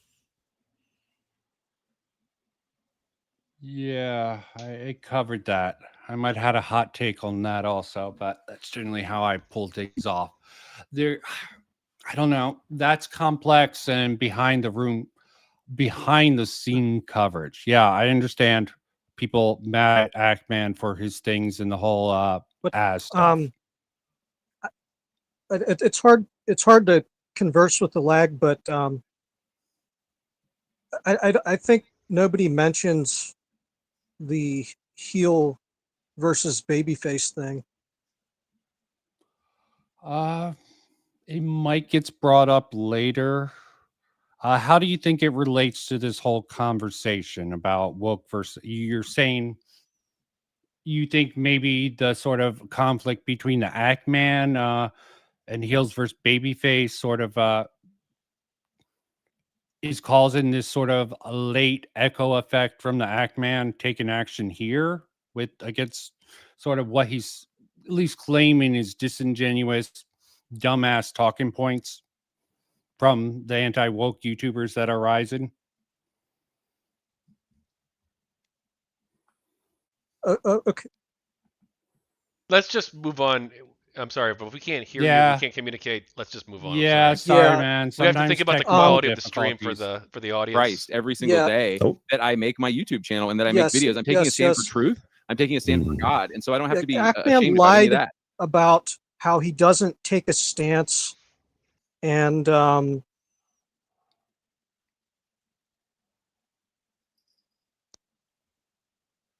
sorry, but we're just gonna go ahead and continue. Yeah, can you please leave, or we'll boot you? Okay. Or I'm not the moderator. Dude, I get it. You don't want to get into religion. Nobody ever wants to talk about religion, so I'm not going to talk about that. I don't mind. I brought it up for a reason. Yeah, let's talk about it. I mean, more the technical side of things. In one of because like in one video you took I a found stance you specifically you said you used to debate. Vote him, please, Vincent. Gosh. Yeah, I'll leave. Yeah, I mean, okay. Sorry about the lag. on that, man. 30% atheist agnostic. I think I can help on this atheist on my channel yesterday. And I want lost like 22 We're also subscribers trying because to I was close debating up, atheists, man. and I shouldn't have done it. So anyway, I was debating. I do find it interesting that you keep note of exactly how many subscribers you lose. You do. I remember a post on dude, come on, brother. No, I don't. Not really. That's why you're playing both sides is because you're looking at your numbers. I get it.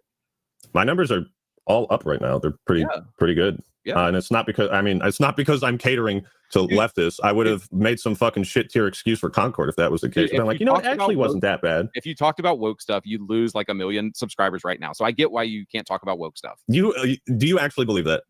Okay, I'm gonna be a stickler for the time. I want that half of 666 sort of feel. Outro, guys. Reiterate what you want to think about this. And sorry we didn't have a monkey or a better anti-woke person up at the very end, but let's close.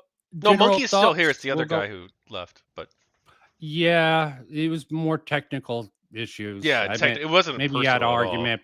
You might have. You but say it in the chat. Say it in chat if you want. It'll show up in the live replay on my channel, so you'll find there. Okay, monkey, do you want to go first, or do you want me to go first? I'll go first. I'll be quick. So thanks for letting me sneak in. So it was a good test run for me. I can start from the start later, but I would say a quick summary was AndyPants didn't come very prepared, but he did have some good points, but he just didn't have a very good way of defending or being like, hey, I want to see this actual proof. And so he gets kind of too involved with the trolling aspect would be my opinion. Yeah, I mean, if he brought evidence to prove his claims, I would be more on his side. Okay, it's always about evidence over any. I try to prioritize evidence over my own personal bias, but that's me. Tachyon, close out. All right, I'll be relatively brief about my thoughts on this. I think AndyPants didn't really come prepared at all. I think he brought up a really good point with the uglification of women. I think that Ackman kind of dodged that question. I don't know why he decided not to answer that, but I think that is probably a conversation that was worth having and worth engaging with. In regards to like the rest of the discussion, I don't think that AndyPants did a really good job. I think it was pretty like bad faith with it. And he seemed to admit at one point that like he does a lot of this stuff because it's like the niche and he's like trying to cater to it. Like he talked about with Xbox, for instance, that he was like a shill for Xbox. It's like, well, and now Yeah, he's like trying optic. to move into, and then he's like now he's like an anti-LGBT shill, which like it's like why be a Seems like a shill? stream thing. Yeah, like I get it, like the audience wants a certain thing, you got to play to it, but like you don't have to play to it, right? And if those are your genuine views, just say, hey, look, these are my genuine views, and like explain this to the audience. Be like, hey, look, I don't like LGBT stuff because X, Y, or Z. There's issues with the puberty blockers, and the National Health Service just recalled them. If you have like, go for it. If you want to make those cases, but like, don't just do it because the audience wants you to. And it seems like that was kind of like what he was saying. That's how I read it, at least. Maybe you do disagree. As anyway, Well, Go ahead, real quick. No, finish up. Okay. All right. I'm Tachyon Blue. I'm a political live streamer, gaming live streamer. I'm currently working on 2 different books. One of them is a multi-volume book about Gamergate. The first volume's done, basically, and that'll be coming out very soon. I'll be doing a Kickstarter campaign, so be sure to follow me on all my socials. You can get up to date on that. When I announce it over the next couple months, I'll be doing a Kickstarter. You can pick up the copy of the first volume, signed copy, as well as other great goodies with the Kickstarter as well. Tachyon Blue on YouTube, Kick, and Twitch, also on Twitter. So, yeah, hit me up and check out my stuff. And addressing the quick point, Xander Hall is a good example of someone who flipped from being a rightoid to a leftoid. You could make the same comparison here with him. I think optically, no matter what the truth is underlying this, bad optics from AndyPants, definitely not prepared. Actman definitely was a little snaky, but I think overall I agreed with a lot of his points and can even understand his perspective. Okay. Probably a little bit of frustration is coming out here or there, but I don't think it's a mad bro. I think it's more him just playing to his strengths, and this sort of is his strengths. And yeah, but I'm just a madman with the YouTube channel, or mad scientist of YouTube. Take care. Peace out. Bye. Peace. See ya. Cool. Well, thanks for having me on, Yeah, Vincent. I appreciate it. And well, thanks you for putting up with my rather spasmodic sort of rants and other crap. don't apologize for your content, dude. Yeah, I'm not technically apologizing. It's sort of, yeah. Let me not be so disingenuous. It's sort of like back here. I like my style. I wish other people would create different content like I do, but I can't force them. I want to stimulate conversation, but that's really hard in today's society. All right, and be sure to like, comment, and subscribe. We're still live. Just a heads up. Don't give me your address. Oh, or anything. on your side of things. Yeah. Got it. Yeah. All right, cool. Don't be crazy.